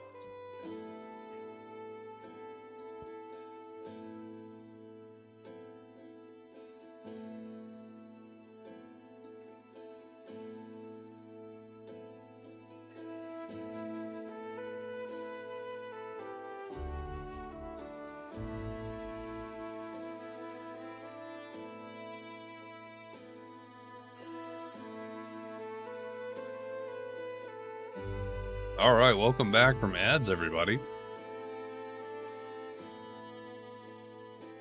So, okay. What if it's just, so what if it's a vampire, trickster demigod, and the powerful dude just banished him? Vampire, trickster demigod. So like every time this demigod seems to return, he gets banished. Or like, I think you might have to elaborate, Plutarch. But I think whatever the idea that is probably good.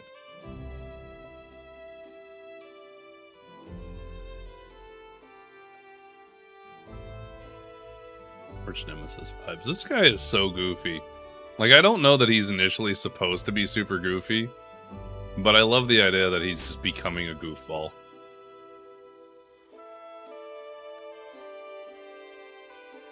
Maybe, like, the third phase is him actually being like, oh shit, I'm gonna die, and being real about it. Oh, I have no idea. I just thought it was funny. No idea what I was going for. That's me, like, 90% of the time. What if it's like a vampire trickster demigod, and the powerful dude just banished him? Like, the demigod's goal is to return to... Oh, he is goofy, because who else would kidnap bards to play a boss theme? It's just 20 lutes getting strummed on in harmony. So intense. I need to find that. That sounds really funny. What is lute boss music? Lute boss music.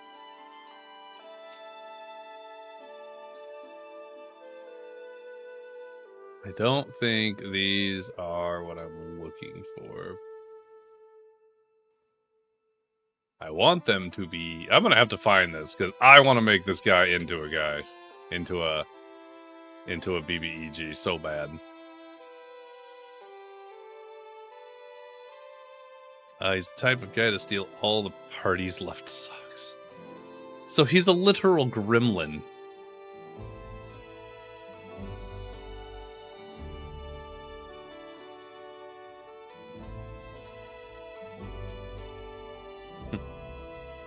Literal gremlin who steals all the party's left socks.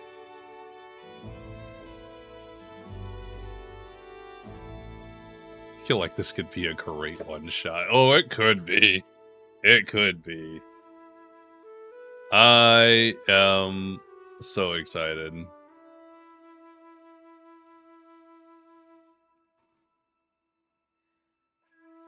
I might make this guy into a one-shot. This is so great. I think he could be a good recurring villain, though, to be honest. Like, imagine this is the 6th time you finally caught up to him, and you're going through the motions of fighting him again and again.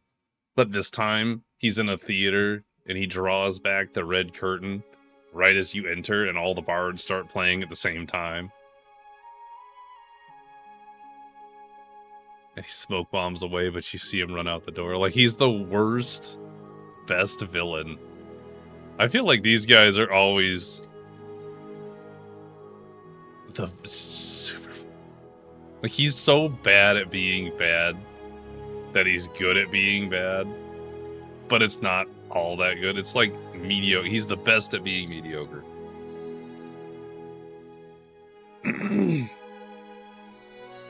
Best mediocre villain.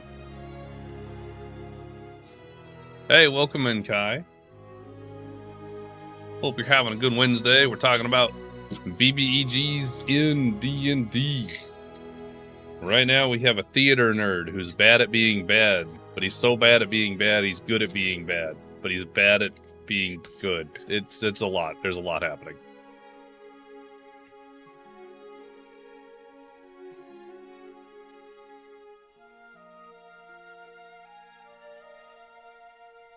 Sounds like a lot.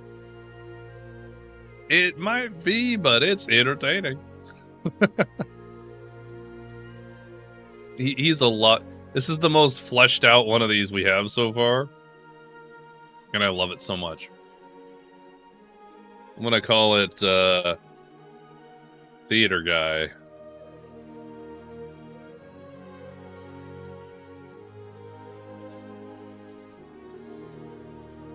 We haven't even picked a race for him. Alright. So I guess it depends. He doesn't have to be a necromancer, and he doesn't have to be a vampire lord. I think this depends on how we want to roll him, right? Because I like all the initial ideas provided by Cobalt. Thank you, Cobalt. Is a new campaign starting? We have one on the docket. It's going to be one of my professionally run campaigns. Speaking of, I'll just throw out my little advertisement here, guys. If you're interested in being in a professional one-shot run by myself, where I put tons of planning into each session, and it's very long-term, we don't have cancellations, and all the players are actually invested and, like, you know, show up. Definitely hit that little QR code in the bottom left corner. Go and check out my information, and you can send me a message through there, and we can start getting you signed up for the upcoming sessions. I'm hoping to run some starting at the very beginning of next month. So, you know, get in while there's still a couple of slots left, guys. Hi, hello. I reached the character limit on Twitch, so I sent in TMs. Oh, God. Okay. You want me to just read that out loud?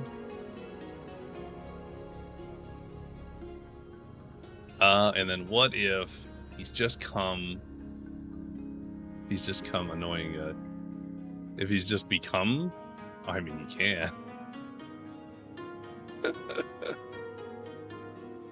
Alright. So what if he's just annoying?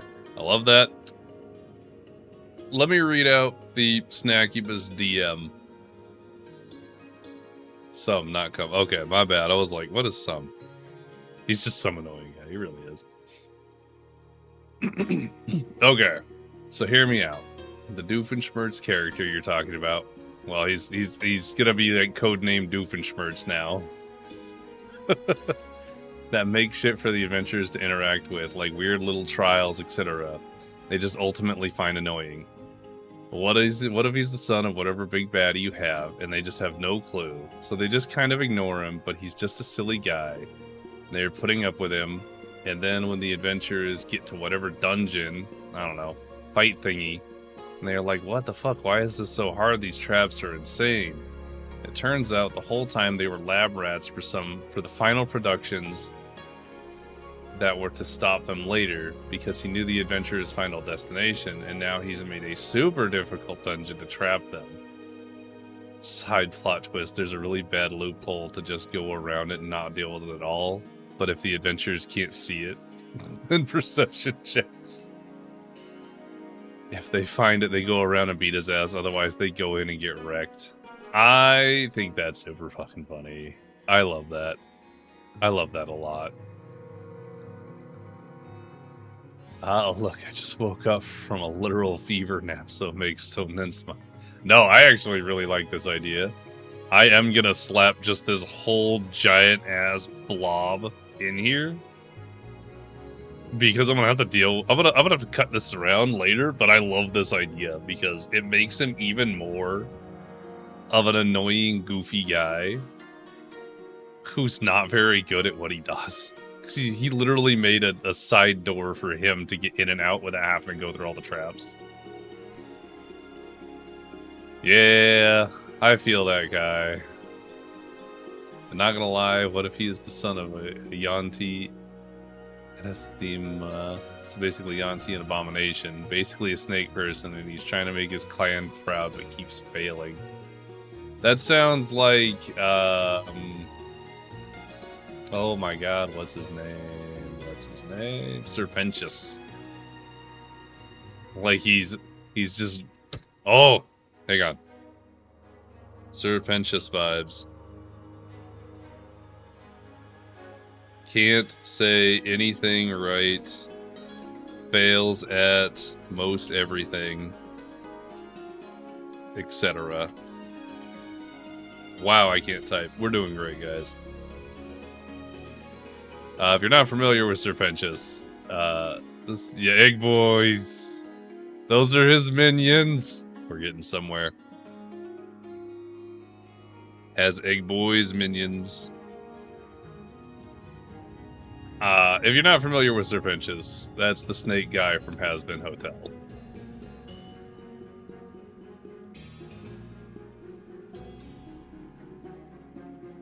But I like the Yuan-Ti idea. I like it so much because then we could just make him Serpentious. All in favor of making him Serpentious, please. Well, you can't say I. Please write I.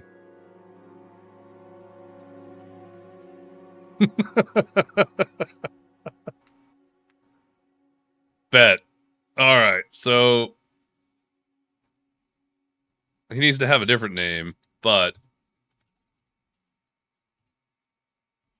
Serpentious. I'm so fucking stoked right now. Yeah, that's the right one. Well, I mean, you could use your left eye too if you like, but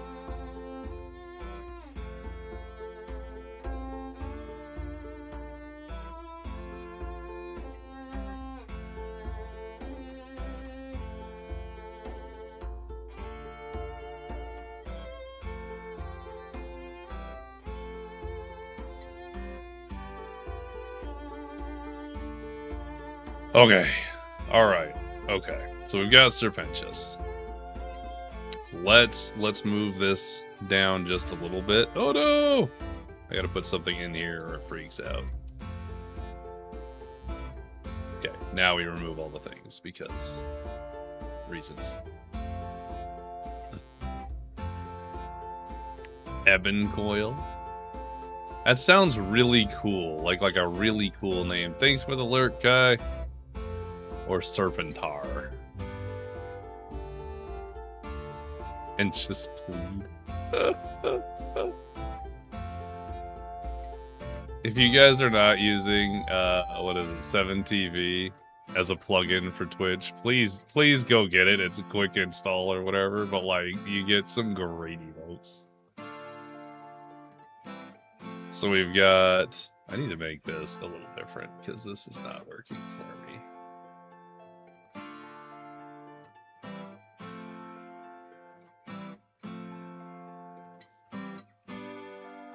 Okay. Yeah, thank you, Snag. Okay, so let me put the names in here, guys. So we've got Ebon Coil. We got Serpentar. We've got... Oop. We got Pythator. All of these are pretty great, actually. Hi. How's it going, forward? This is also Everor. I'd say Everor, but I was corrected the other day, and now I'm not sure how to pronounce it. But they're great.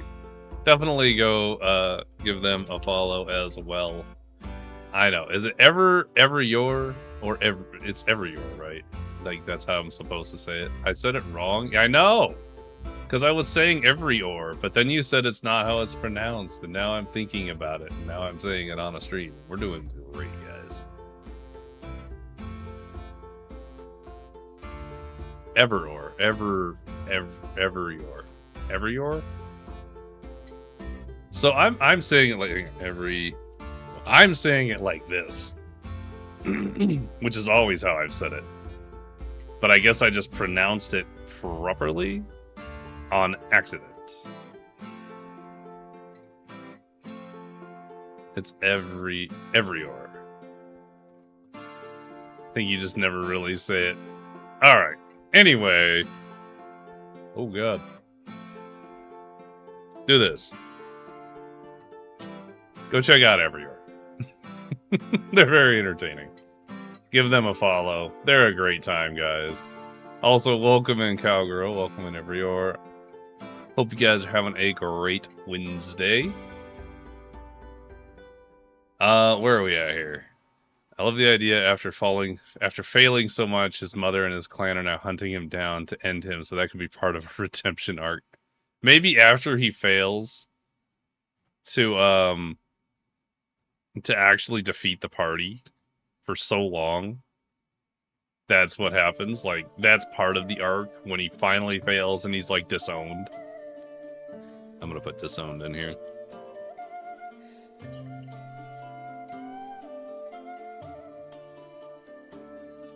Slithertide. Okay. So to bring up Evrior and Cowgirl up to speed, we have a theater-loving failure of a BBEG, currently codenamed Doofenshmirtz Serpentius. We're coming up with a name for them right now. But the takeaway here is they're gonna have arch nemesis vibes, but they're not really, like, good at being a bad guy. They're more of just a big inconvenience. And when the players finally confront the big bad, this big bad, he's going to have been capturing bards throughout the adventure, and then he'll reveal the bards behind him who will play all the music simultaneously. There's a much better way that this was written. Hang on. Okay. So currently, BBEG, who's a vampire lord, who's the generic bad guy, but throughout the campaign you hear about bards going missing. And when you finally face the BBEG after he monologues, he pulls down the curtains, reveals all the bards that were kidnapped, and they begin to play his boss theme. He's a super big theater nerd, and it's a whole bunch of shit. But we've kind of picked up his personality as Serpentius, and he's a Yuan-Ti. So...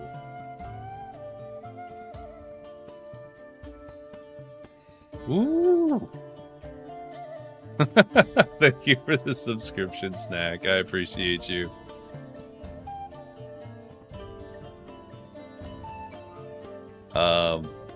Yeah, so we got some name ideas here. We got Evancoil, we got Serpentar, we got Prithator. Pyrithator? Is it Pyrithator or Prithator? I think it's Pyrithator. No, it's not. There's not even an R. It's Pythator. There's no R in there. I'm putting an R in there. Pythator. And Slithertide. What if, hold this thought with me, guys. My thought detracted because I realized I hit 150 followers and I got really excited, which is cool. But, so he has this really cool name, right, that's supposed to strike fear into everybody's heart. Any of these names would do, right? But whatever it might be. But really his name is something like, I don't know, Eugene or something. And you don't know it's Eugene until after he does the big reveal, you do a big fight, and then he's disowned by his family who call him by his actual name. And he's just the biggest loser. Greg. Okay, I like this. This is a great plan. Okay. My players finally met Jarlaxle, but he's still disguised in human form despite the copious hints I gave. And then we got a bunch of nice mashing syllable names. I do like it. But if they're gonna be... I think for this particular character, he needs to have like a quote-unquote badass name and then bad names. Guard Mimic. Wait, where's the Guard Mimic? Hang on. Did I miss a message? I must have missed a message. Oh, it's right the fuck there. It's a huge message. How did I miss it? I recently came up with a fun character idea. Not a BBEG, but a character I wanted to play as a mimic who takes the form of a mannequin, and they eat the thieves that break into the clothing shop. That's disgusting. I'm gonna just gonna make a little, well, not that. I'm gonna do this.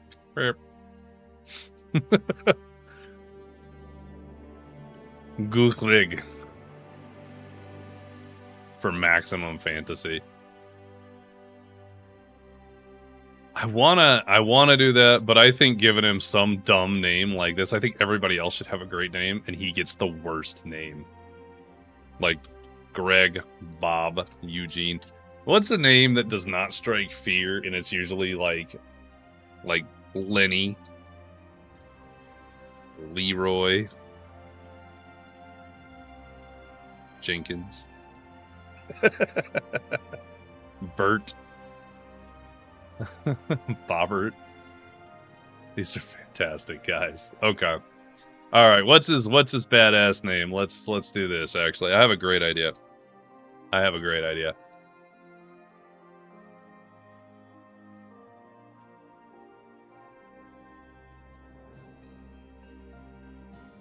All right, we're gonna do a poll because I think this is entertaining, and I want to use a poll. It's only gonna go for a minute. So there's a Twitch poll. Go for it, guys. What's your favorite? Let me hear the favorite for the cool name. Oh man, these are great. I love all of these. I'd be happy with any of them. Because he's gonna talk. He's gonna have a little, like, in his mouth or whatever. So, like, so you finally found my solitary. No, that's becoming Sylvester. Hang on. Yeah, there's like little hisses. I would have to put hisses in. Lord of the Abyssal Coil. That should be his, like, subtitle. Like, I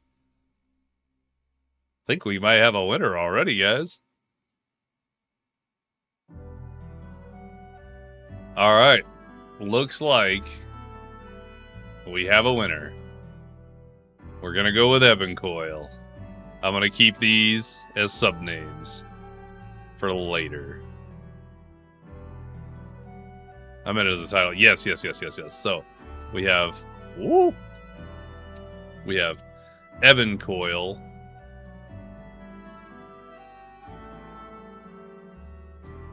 Lord of the Abyssal Coil.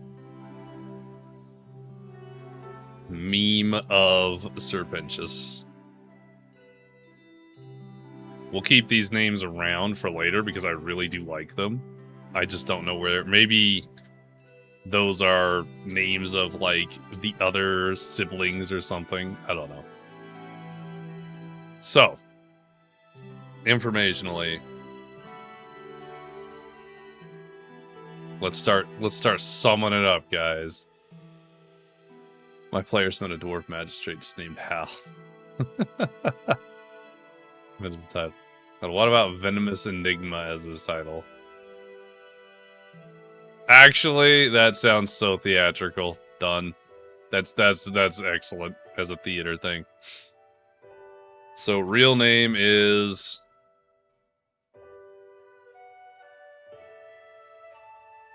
Honestly, I think I like Lenny and Bert the most, but I don't think those are snaky enough. Like, I guess if the meme is like he just is a very poor...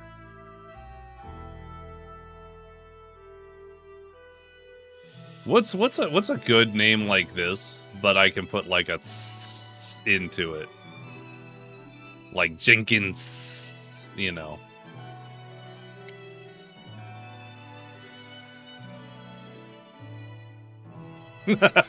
Seth. Slart. Seth. Slart. That L feels funny. Why does it feel funny? Yeah, interesting. Try doing that. See how that feels. I don't know why it feels weird. It shouldn't feel weird, because you say all kinds of stuff with SL. But that feels weird. Why does it feel weird? Seth Slart. My circus players. Alright, it has a goblin band that met 3 members of it. Kraz, Thrumbo, and Skilt. Improvised names. For real, improvised names are truly where it's at. I feel like it's funnier if it's still Lenny, but just says it normal, so it sounds weirder than their usual speech. I think you might be on point with that, actually. Alright, guys. Alright. List of names here. You can all see it. I think... Still partial to Doug. That's true. Got Doug. Forgot Doug. Okay, I'm gonna start picking them out, guys. I'm gonna start picking them out. Let's see. I love Leroy, but that's kind of like... Leroy Jenkins is kind of like its own thing. So we're gonna get rid of Leroy Jenkins. Bob isn't good enough. I like Zane, but I don't think it has the right energy. I like Doug. Because Doug is just so not snaky. Bert is not snaky. Lenny is not snaky. Greg is not snaky. I like Eugene. These ones would be snaky. So I guess the question is, are we going to go for a snaky real name or a non-snaky real name?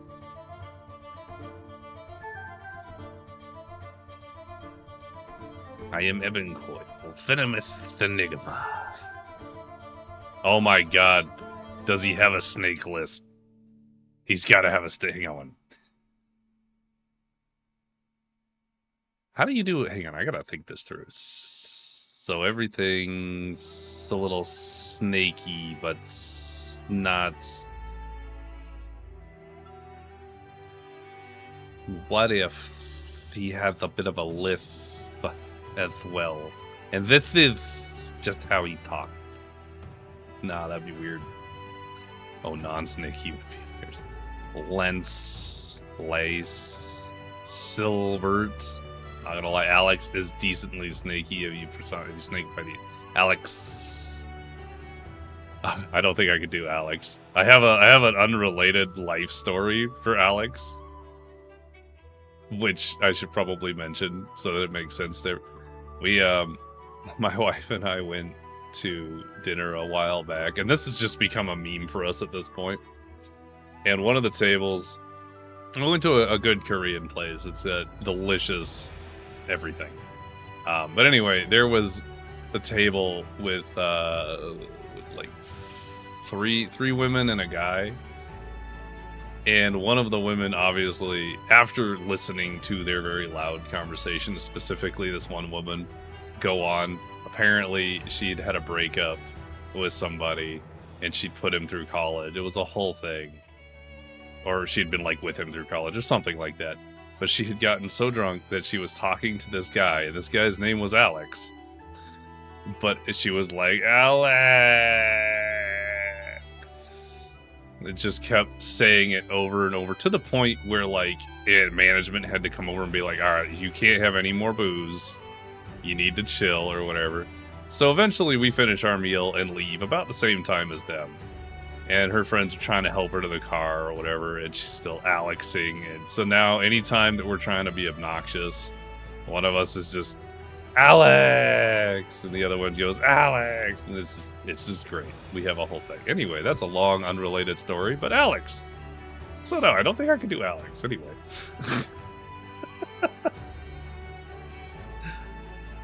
Oh, okay. I think I'm just gonna shoot the shot here, guys. I love these. I'm gonna get rid of them. I love Eugene. I'm gonna get rid of it. I love Bert. I'm gonna get rid of it. We've got Greg, Lenny, and Doug. The most non-snaky names I can think of. So, Evan Coyle, Venomous Enigma, or Greg. Lenny. Doug. I think it's Greg or Doug, to be honest with you. Because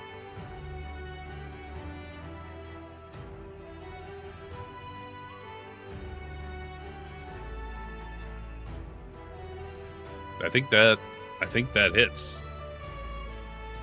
What do you guys like better, Greg or Doug? I know Cobalt's partial to Doug. I am partial to both, and I am looking for input from my wonderful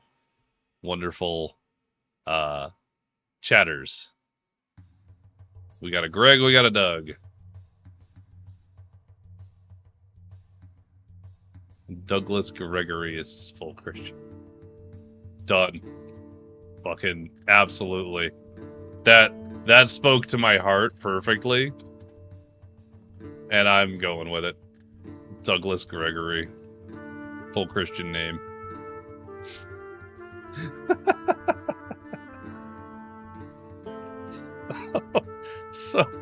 So when his family finally disowns him in front of the party, you just get to hear Douglas Gregory. It's not gonna make any sense. I guess Douglas has an S. Fuck it, I'm fine with it. I'm happy. I'm going with it. We're good. We're happy. Theater junkie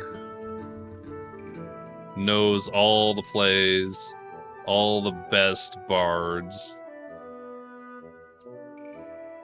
gets backstage passes to every concert, and meets all the bards.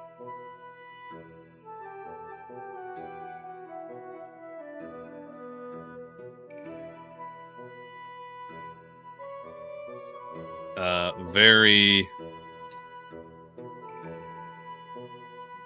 What's the word? What's the word when you have somebody who like goes on the road trips with the band but isn't part of the band? My brain keeps saying junkie, and it's not junkie. It's something with a Y.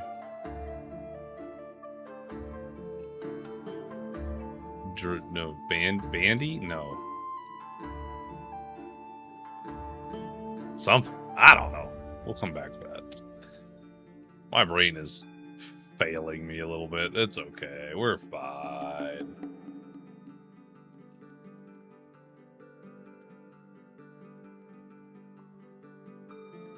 Oh my god, thank you.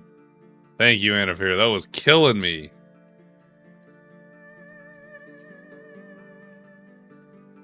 Literally losing my mind.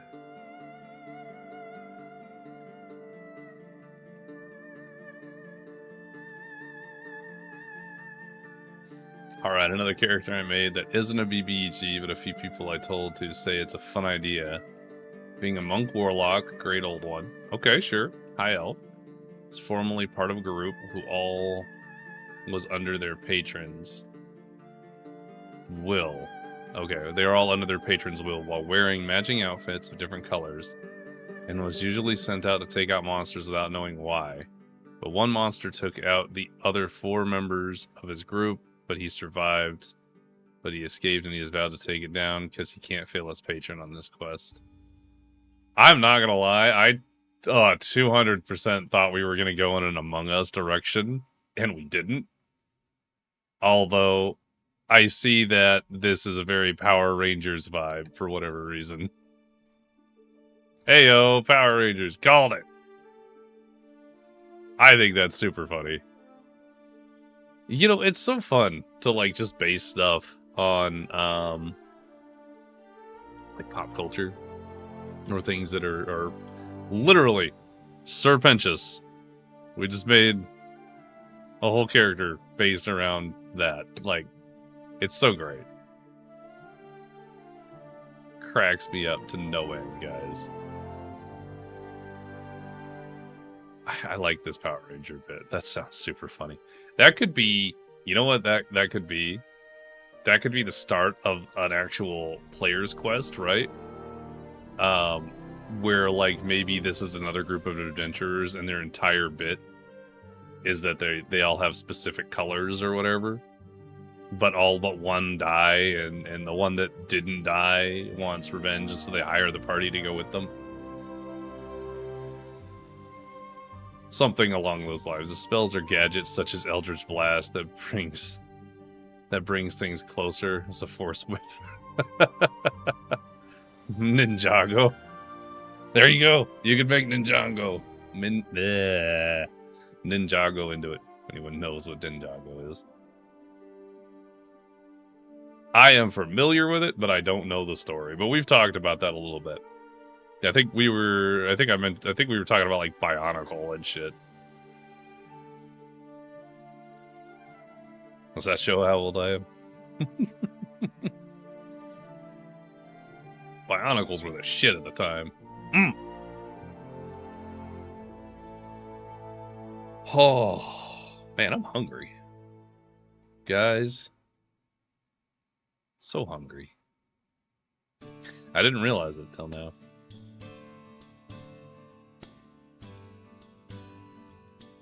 We'll get some food soon. It'll be a good time. Alright. I think we have plenty of information on Ebon Coil here. I'm gonna work this guy out into something. It's gonna be so good. I'm so excited to do it. All of these ideas are pretty solid. And I'm going to look up and see what I can do to make this stuff public.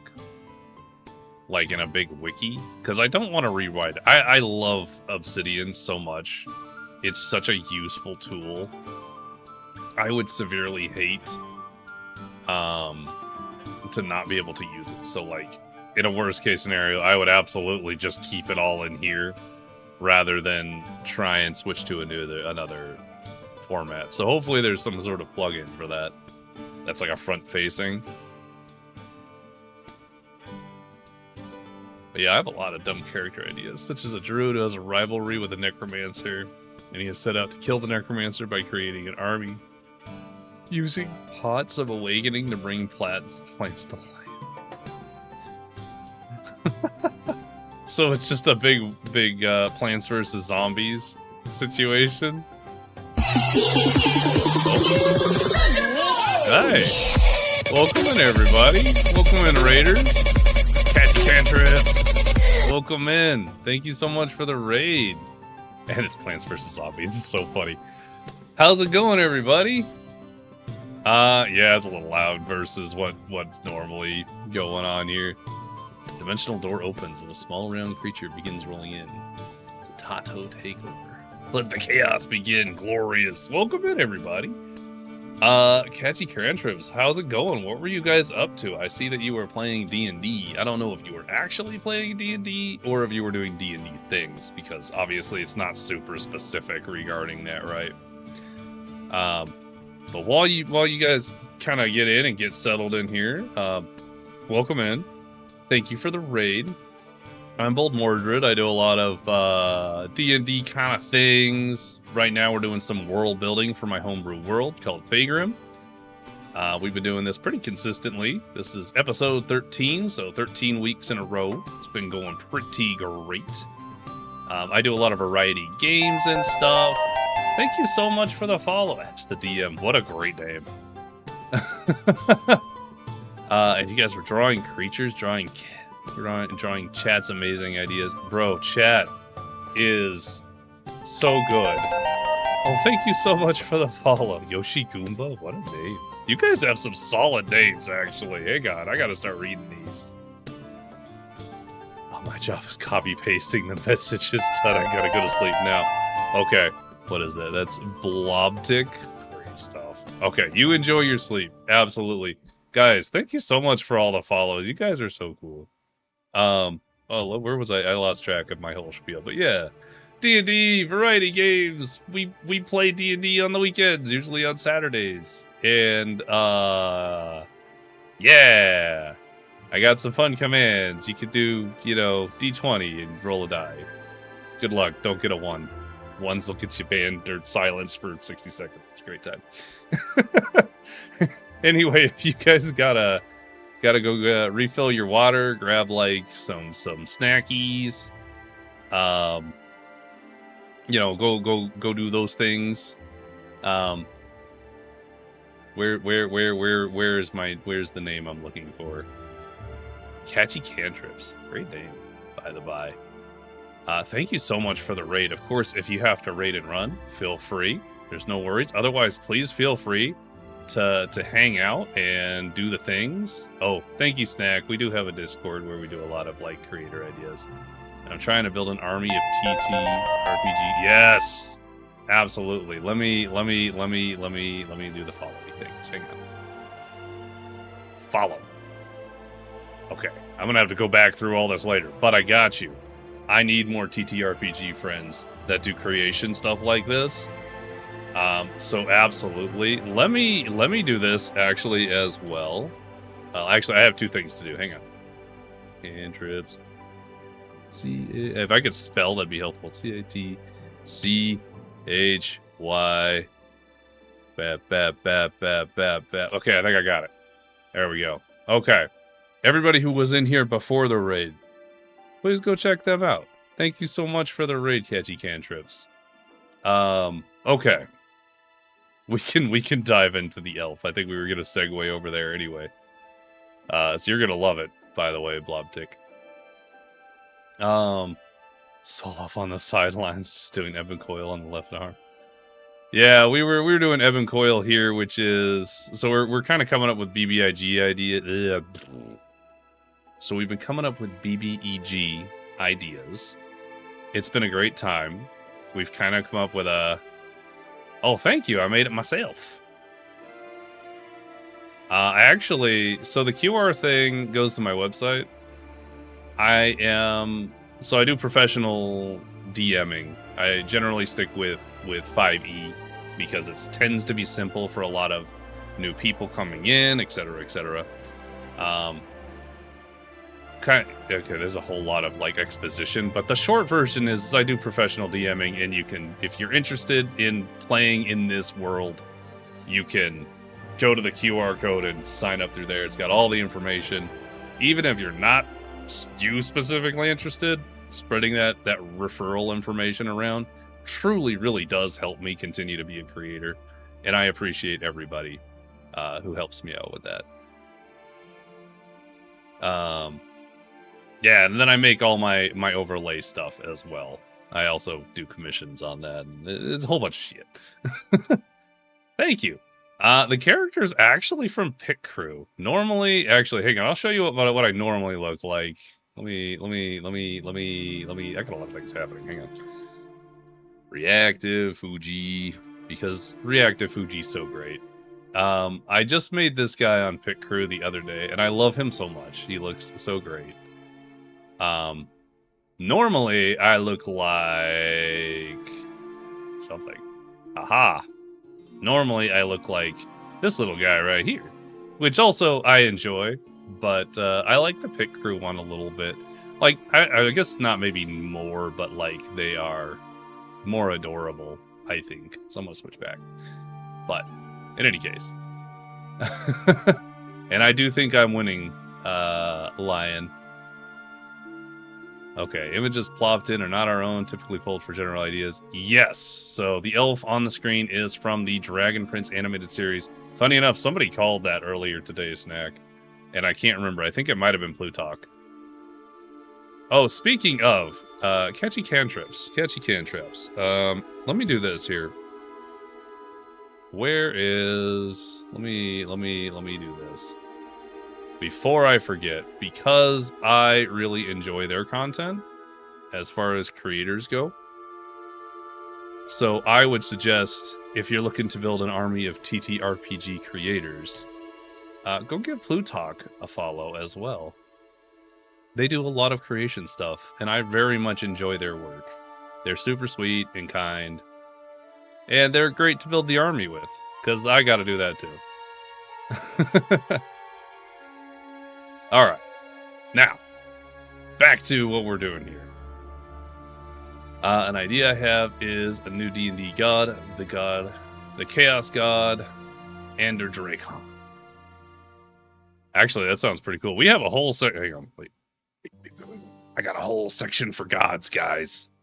We got so many gods.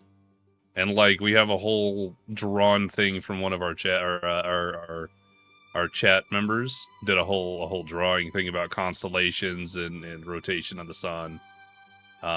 We have a lot of like types of gods, so we got like debauchery and safe travels and freedom or whatever. We don't have names for all of them yet, but I will say that we have Bender as the god of folding and Todd is the god of trauma, so we have that. It's going pretty great. Oh yeah, do that look familiar? It's a good choice. And I do like the one I saw first. Yes, I do too. That's why I've kind of switched over. I gotta get an official new bit of art next time I get some influx. Do I go to conventions? No, not yet. I need to. I don't really know how to go about pursuing that. Like, I guess I would go as a creator? Question mark? Yeah, obviously I've not really given that much thought. But yeah, out of all the BBGs we did, I like the Bard and the Ebon ideas the most. Yeah, that was a lot of fun, honestly. All the BBEGs have been such a good time. Serpentious, I think Serpentious and the Lich and Vampire ones looked the funnest. And then wait, is Twitch mobile being a bud? It won't let me click the link to Plutalk. No! That's alright. We can get you hooked up. Plutalk's in here. We'll get you figured. And then it's good to get really important ones first. Yeah. The army of Chaos God is being made. Chaos Worm will deploy the army in the Tower of Infinite Flame. Hey yo. Yeah! We're building an army of TTRPG creators. Catchy cantrips, I gave you a little... Yeah, that thing. Twitch mobile's kind of wacky. Thank you, Snack. I wasn't in your stream the other day. Ooh, I am US based, actually. Based West Coast. And I will take all the help I can get. I am trying to make this my living. And I am working on it, you know? Could do David, the God of Average. Who is that average? People aren't sure if he's a real guy. I do actually really like that idea. That's wildly entertaining to me. I'm gonna put it at the bottom so I come back to it, but I like it a lot. Other day, not name. Wow, we all know each other. It's crazy. Hopefully this pops up a different shout out for mobile. Yes, it did. It did pop up as a shout out, Snack. Thank you very much for doing that. Okay, well, since everybody's super interested, I think we'll review Soul Elves. Yeah, if you guys are feeling up to it. So Soul Elves, I have to give 99% of the credit to Snackyvis here in the chat. Wonderful mod of mine, great friend. They're also a streamer. You can follow them. They do a lot of variety gaming and Fortnite and art, and they just got a computer, so they get to do all sorts of new games and stuff. It's very exciting. That being said, so Soul Elves. Soul Elves are... I think we described them best here. And I'll just read this out for you guys. I'm not going to read all of it. I'll kind of like summarize it a little bit, but this first bit is kind of important. So Soul Elves are dwarvish elves. Their average height. They have some sort of iridescent horn. Let me open up this image on the other side so you guys can look at it while I talk about it. Now you can see it here. Well, you can kind of see it here. Yeah, good enough.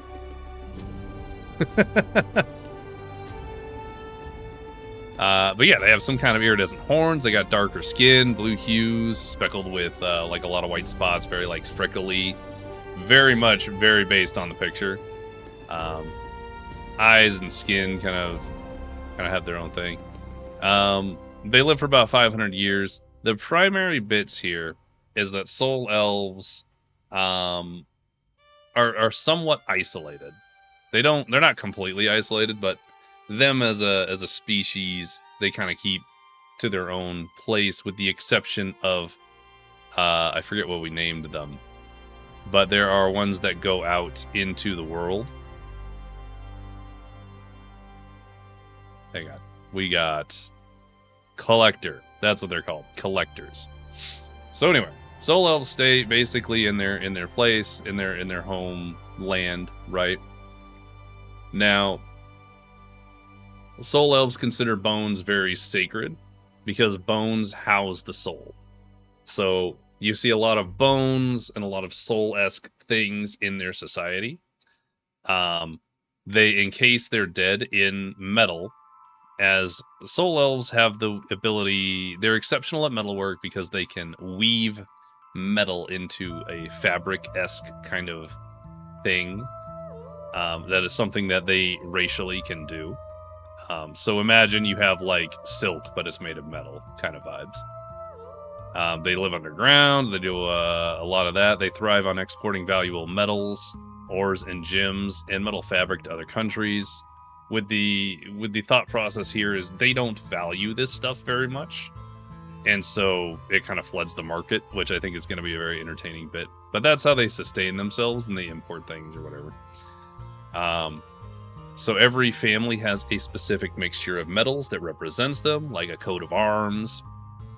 And then when a member of that family dies, they coat that member in that mixture, and they are placed into I'm going to call it a treasure trove for now, and we'll come back to that. But they're metally coated so that they last forever, and the bones are forever kept perfect.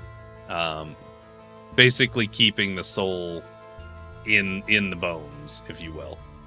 The soul elves in their homeland also have a deal with an ancient dragon that is essentially like in the center of the homeland is a giant mountain, or something akin to that. We didn't dive too deeply into this, but essentially they have the soul elves have a relationship with this dragon. So they have a mausoleums built into the mountain where the dragon lives. Reminds me a bit about Mist Elves from Adam. I'm not familiar with that, but I'm interested. We'll come back to that because I'm gonna look that up. So they have a big mausoleum so that they're forever remembered, and they celebrate them very, very Dia de los Muertos kind of vibes. The dragon considers these encased in metal bones incredibly valuable, and every time bones are added to the hoard, the dragon gets a bigger hoard, right? But they have a symbiotic relationship, so the dragon can go, or the soul elves can go and visit their dead anytime, because they're not going to take the treasure trove away from the dragon, and the dragon protects it so that external races or peoples can't come and just take all the bones and melt them down for the metal and all that stuff.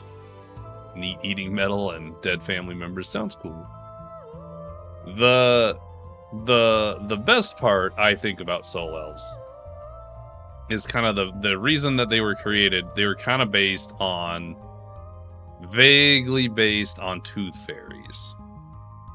So with that in mind, there's the collectors.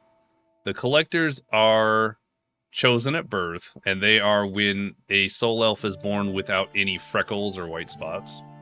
Cobalt, thank you so much for hanging out today. I hope you have a good rest of your day, and I can't wait to see you again. And then Draco Lich. Not necessarily.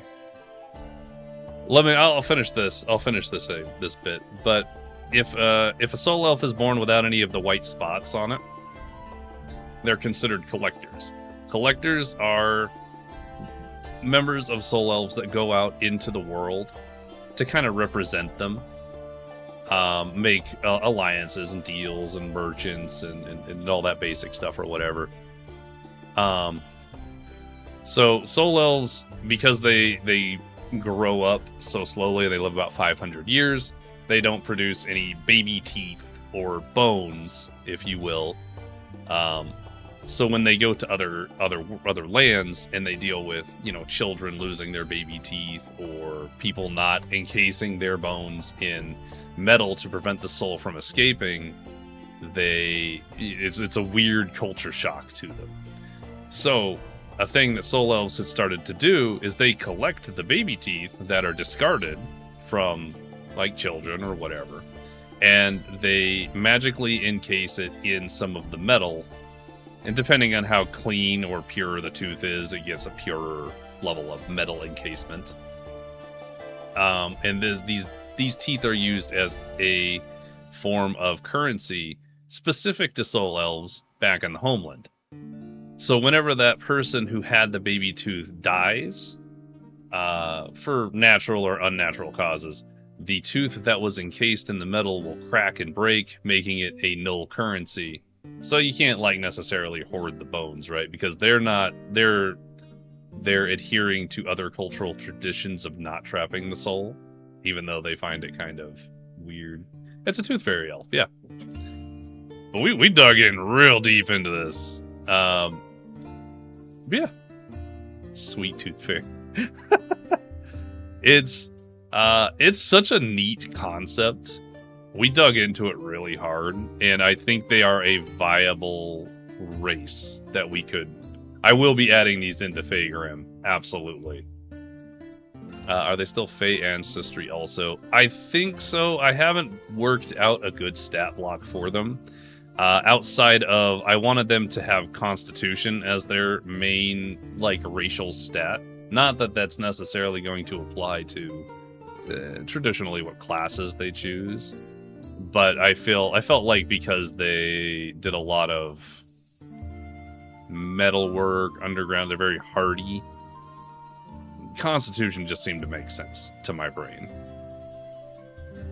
They would live somewhere underground, similar to dwarves, but not quite Underdark levels. And a whole bunch of stuff. Could be cool if they come from the Astral Realm, but I don't know how that works in your world. You know, I haven't even considered the Astral Realm. That could work? Maybe. I could try making a stack block if you want. I love making...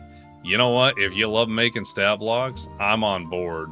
I ain't gonna say no to someone working on it. I may edit it a bit, depending on future works regarding them, but I would love a basis. Just like some level of base stat block would make tons of sense. I'd absolutely send you the information. Do this. If you want to drop it in the Discord, I have a D&D section there. It's D&D room. And so we do... It depends on the day, but sometimes those conversations get out of hand and they go on for a while. But I love putting ideas in there. We have a lot of creators in that channel that kind of we just talk about stuff. The gun. But yeah, absolutely. I would love that. And I've moved away from species stat bonuses these days, but I can dig that. Yeah, I know it's a standard. I don't know that necessarily.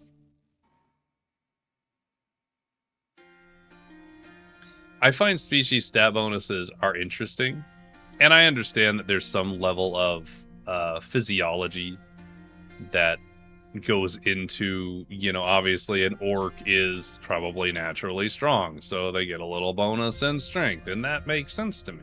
Because they're gonna probably be a little stronger than, like, a gnome, right? That makes sense. However, I also understand that kind of equalizing the playing field would be nice as well. Rather than just have, like, well, if you're an orc, you have to be a physical fighter. Hey, Bolt, quick question about the community server. I've got a mod pack set up and was wondering if you wanted to see. Ooh. Yeah, probably.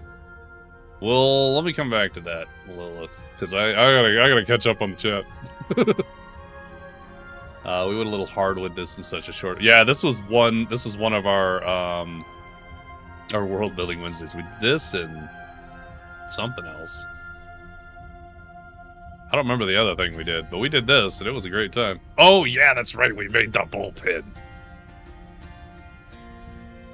We made a matriarchy, which has a bullpen. That was a good time. And then the metallic fabrics is similar to Korrid, another fake creature, so that could be a connection as well. Ooh, I need to... I'm gonna slap that into the Soul Elves and look that up in a bit.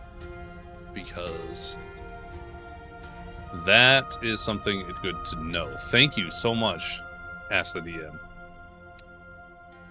Okay, I'll start working. 8 to 9 hours. There's no rush on that blob thing. This is for fun. We just chilling. We just having a good time.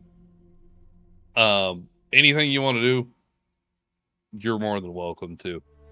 All this is used in my professional campaigns at some point or another. So I like to just have this fun, like, world building session.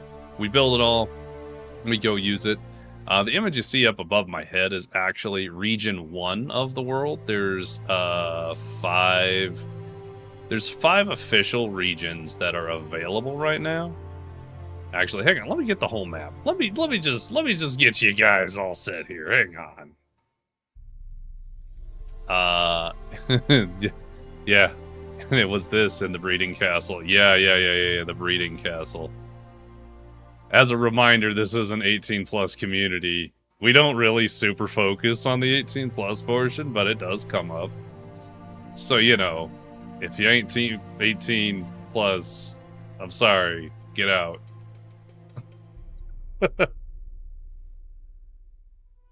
Yeah, that's why I'm doing it tomorrow instead of right now. That's fair, that's fair. Love world building and face. I'm about it. Hell yeah. What's up, Bake? Thanks for the yeet. I love being yeeted. Where is... I gotta get this picture for you guys. Hang on. I got you. Give me 2 seconds. I love the little frog. We got a whole bunch of activity happening in here, guys. This is a good time.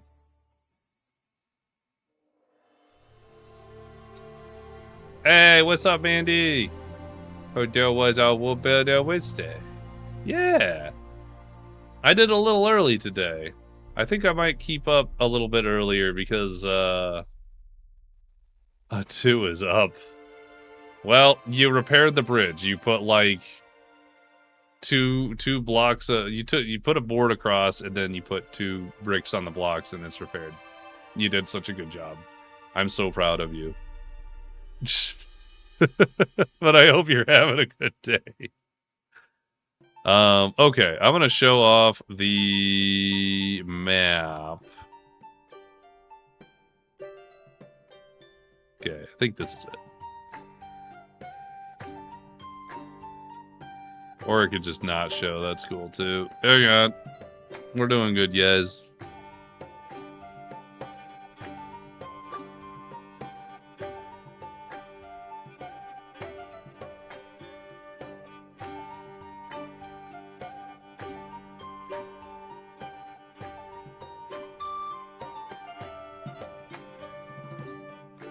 That's fine. I'll just download the map. It'll be fine.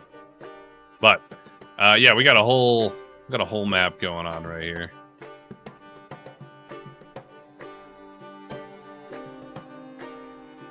I'll do it later.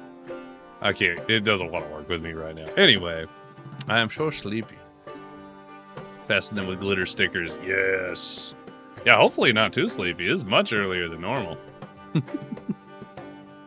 3 whole hours even. The bridge closed now. Cool. Yeah, you can see that there's a repair attempt made now. Oh, by the way, so I have, I'm attempting today, but I am streaming simultaneously on both Twitch and YouTube. So, like, if you have a YouTube and you want to go throw a little follow out on there, I wouldn't mind. Oh. Actually, so I don't have, so Ammos in YouTube. Hi, Ammos. Sorry, I have not answered you. I had my other screen up. But my world building is based on ear piercing. No, not quite. It's for the piercings just dictate how old someone is or what achievements they've made as far as soul elves go. I gotta fix the chat so it shows from both people, or from both YouTube and from. I am everywhere. Now I gotta keep track of 2. But yeah, so I'm trying to stream on YouTube too, because I know that there's a lot of activity and people on YouTube that maybe don't get on Twitch. So I'm trying to, like, expand, you know.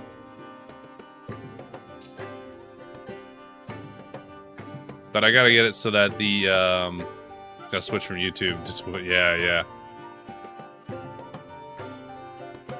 I gotta fix my chat so it comes up from YouTube and from Twitch. YouTube and Twitch are different people now, Wars. Sorry guys, I'm just trying to expand my base. Alright, let me get you that picture, because I finally got it downloaded. Alright. It covers me up, but that's okay. We don't need me anyway. But yeah, you can see this top left bit is a very rough version of the entirety of Faegrimm. Well, I mean all of it's Faegrimm, but like let me fix this. Okay. Alright. Can't have YouTube up on my PC, gotta pay attention to my BTDD6 game. Double dipping. Thanks guys for all the support over there, I appreciate it. But, okay, so this is Faegrimm. So we have the main island or continent on the left, because it is an actual continent. It's big enough to be one. And I've cut that into 4. So you'll see on this image here, this is the top left of the map. And it's got a lot more detail in it than the original.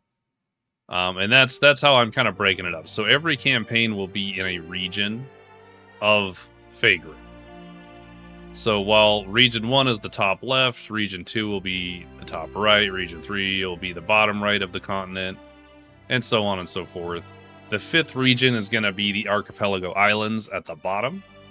I'm excited for that one because that's going to involve a lot of, like, sailing, and I'm stoked to even do that. And then the right side is undefined continent. If I get to the point where I need a continent, I have a continent to use. So that's exciting. But for now, we don't need that. We just need Region 1, because that's what we're working on. And that goes right there. Area 1, Area 2, Area 51. Let's Naruto run, guys. Have you had much use from the piercing chart? Not since we did the Soul Elves. However, I do think that we're going to be using it a little bit more regarding the Soul Elves. Because I got to be a little bit more specific, right? About everything. So, I do appreciate the chart nonetheless, because the chart is super helpful. Just like being able to kind of look at it and go, oh, hey, that's where that piercing goes, because I wouldn't know that. Don't forget about Area 69. Nice.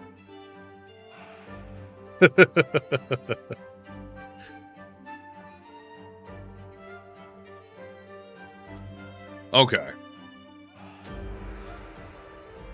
Man, guys. Doing a lot today. There's a lot going on. I hate my brain. It wants to make a clay ear and have holes for piercings. Obviously, that's the bullpen we made. Oh, yeah, obviously. So the bullpen. We have a matriarchy where we keep all the tentative males in a bullpen. Gonna go rest before I have to do the solo. Is there anything special in mind for them before I go? You know, I could post the information for the Soul Elves that I have handy. And that way, if you want to refer to it, you can. Let me see here. Oh, that just becomes a message? Yikes.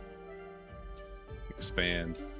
That is so unformatted, it physically hurts me.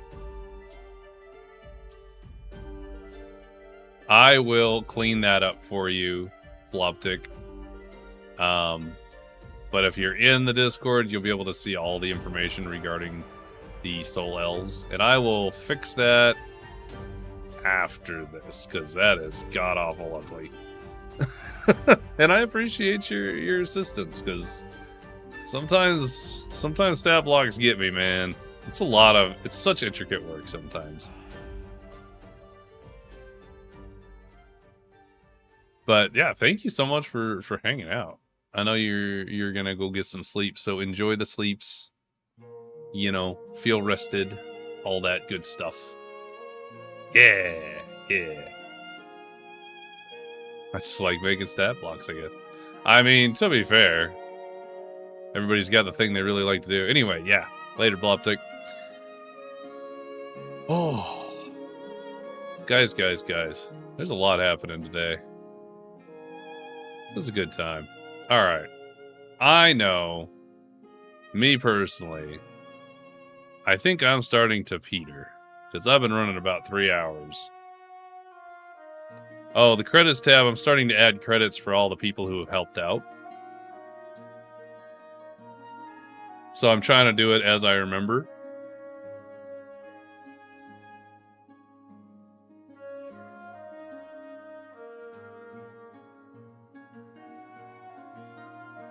And anytime I do any kind of release or anything, I'm putting out credits for it. Because obviously there's been a lot of group brainstorming. And I appreciate that.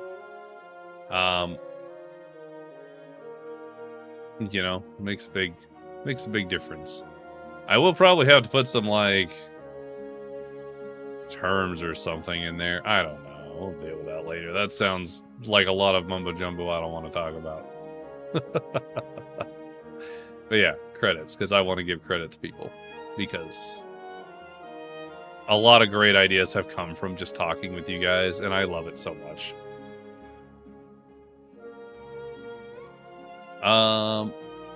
Yeah. So I think, do we want to go over anything else before we maybe call it for the day? I take credit, also cash. Heyo. I gotta make cash before that's even an option, you know?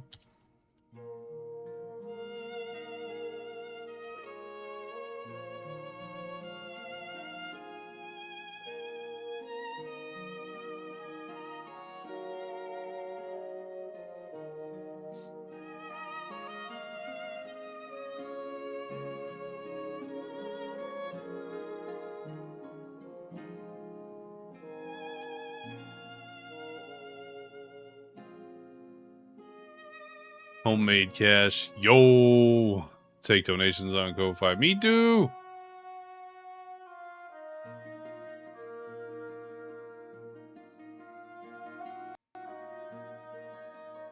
Alright, yeah, I think I am petering out pretty hard here. Let's find somebody fun to raid, huh?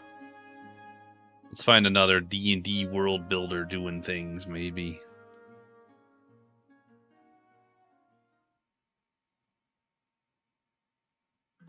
Bold! Before I raid. Yeah, tell me about the mod pack. Because I know that mod packs are also, they don't work super great with plugins. And generally you have to choose one or the other. And usually I have plugins, because I have a bunch of paid plugins I bought forever ago when I used to run them. And that's also provided people vote for the Minecraft one, but yeah! We're on the same page here.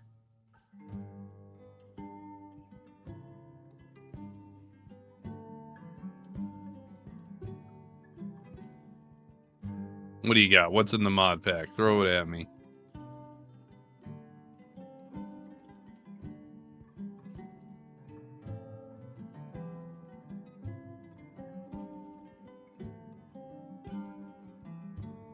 I can DM it to you. You can put them into CurseForge to see the mods. Oh, yeah. Throw it at me. Please do.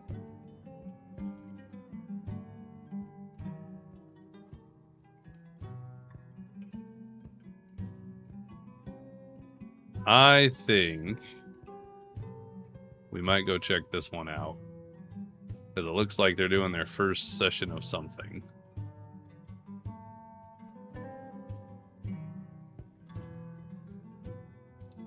Oh, it's a pre-recorded. That's no good for us, guys. There's not a whole lot of D&D happening on a Wednesday afternoon, it feels like. I mean, there is some.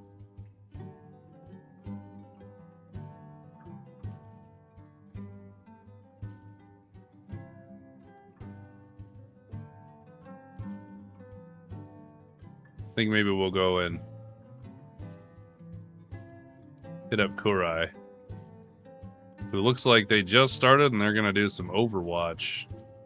Oh, and they're doing a 2.0 debut. Be great. I believe they also do a lot of JRPG stuff. I think they do some D&D. as well. It's going to be Raid Gen and Raid Sub snack. Thank you, by the way. And then, yeah, I'll take a look at that when you send it over, Lilith, for sure.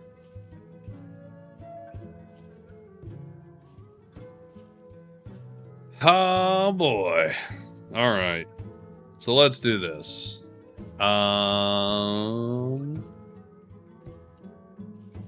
So everybody who's been here, this has been a great time. I hope that you all have a wonderful Wednesday. Some last second announcement stuff before we hop on over. Of course, if you or someone you know is interested in being a player in a professional campaign, you can take a look at the bottom left and see that QR code, or go to boldmordred.com. Check it all out there. You can sign up straight through that portal. You can also DM me on Discord, and we can have a conversation. And yeah, I'm around every Wednesday for World Building Wednesdays. Normally we do stuff on Thursdays and Saturdays. Tomorrow we'll be finishing, or at least continuing, a playthrough of Fran Bow, which is very psychologically horror kind of game. So feel free to come and enjoy my wonderful commentary for that. Thank you so much for the follow, Anafir, and thank you for the Hydrate Bake. You guys are awesome. Yeah, normally Saturdays we do D&D or other shenanigans. However, this Saturday I am not here. I am visiting with a friend from out of town, and I'm very excited. And then Fridays I also stream with Evrior. We're doing a playthrough of V Rising, so you can see us for that. All of the announcements, schedule, all that jazz is on Discord. And that's the end of my announcement. Bap. We'll go and visit Hurai. Hurai is pretty fun. I like them a lot. I pop in on them quite a bit, actually. They're doing a 2.0 debut today. New model, whole bunch of stuff. They're going to be playing some Overwatch here soon, which is a good time. And that's it. Don't forget your raid message, and have a good rest of your Wednesday, guys. We'll see you later, and stay bold.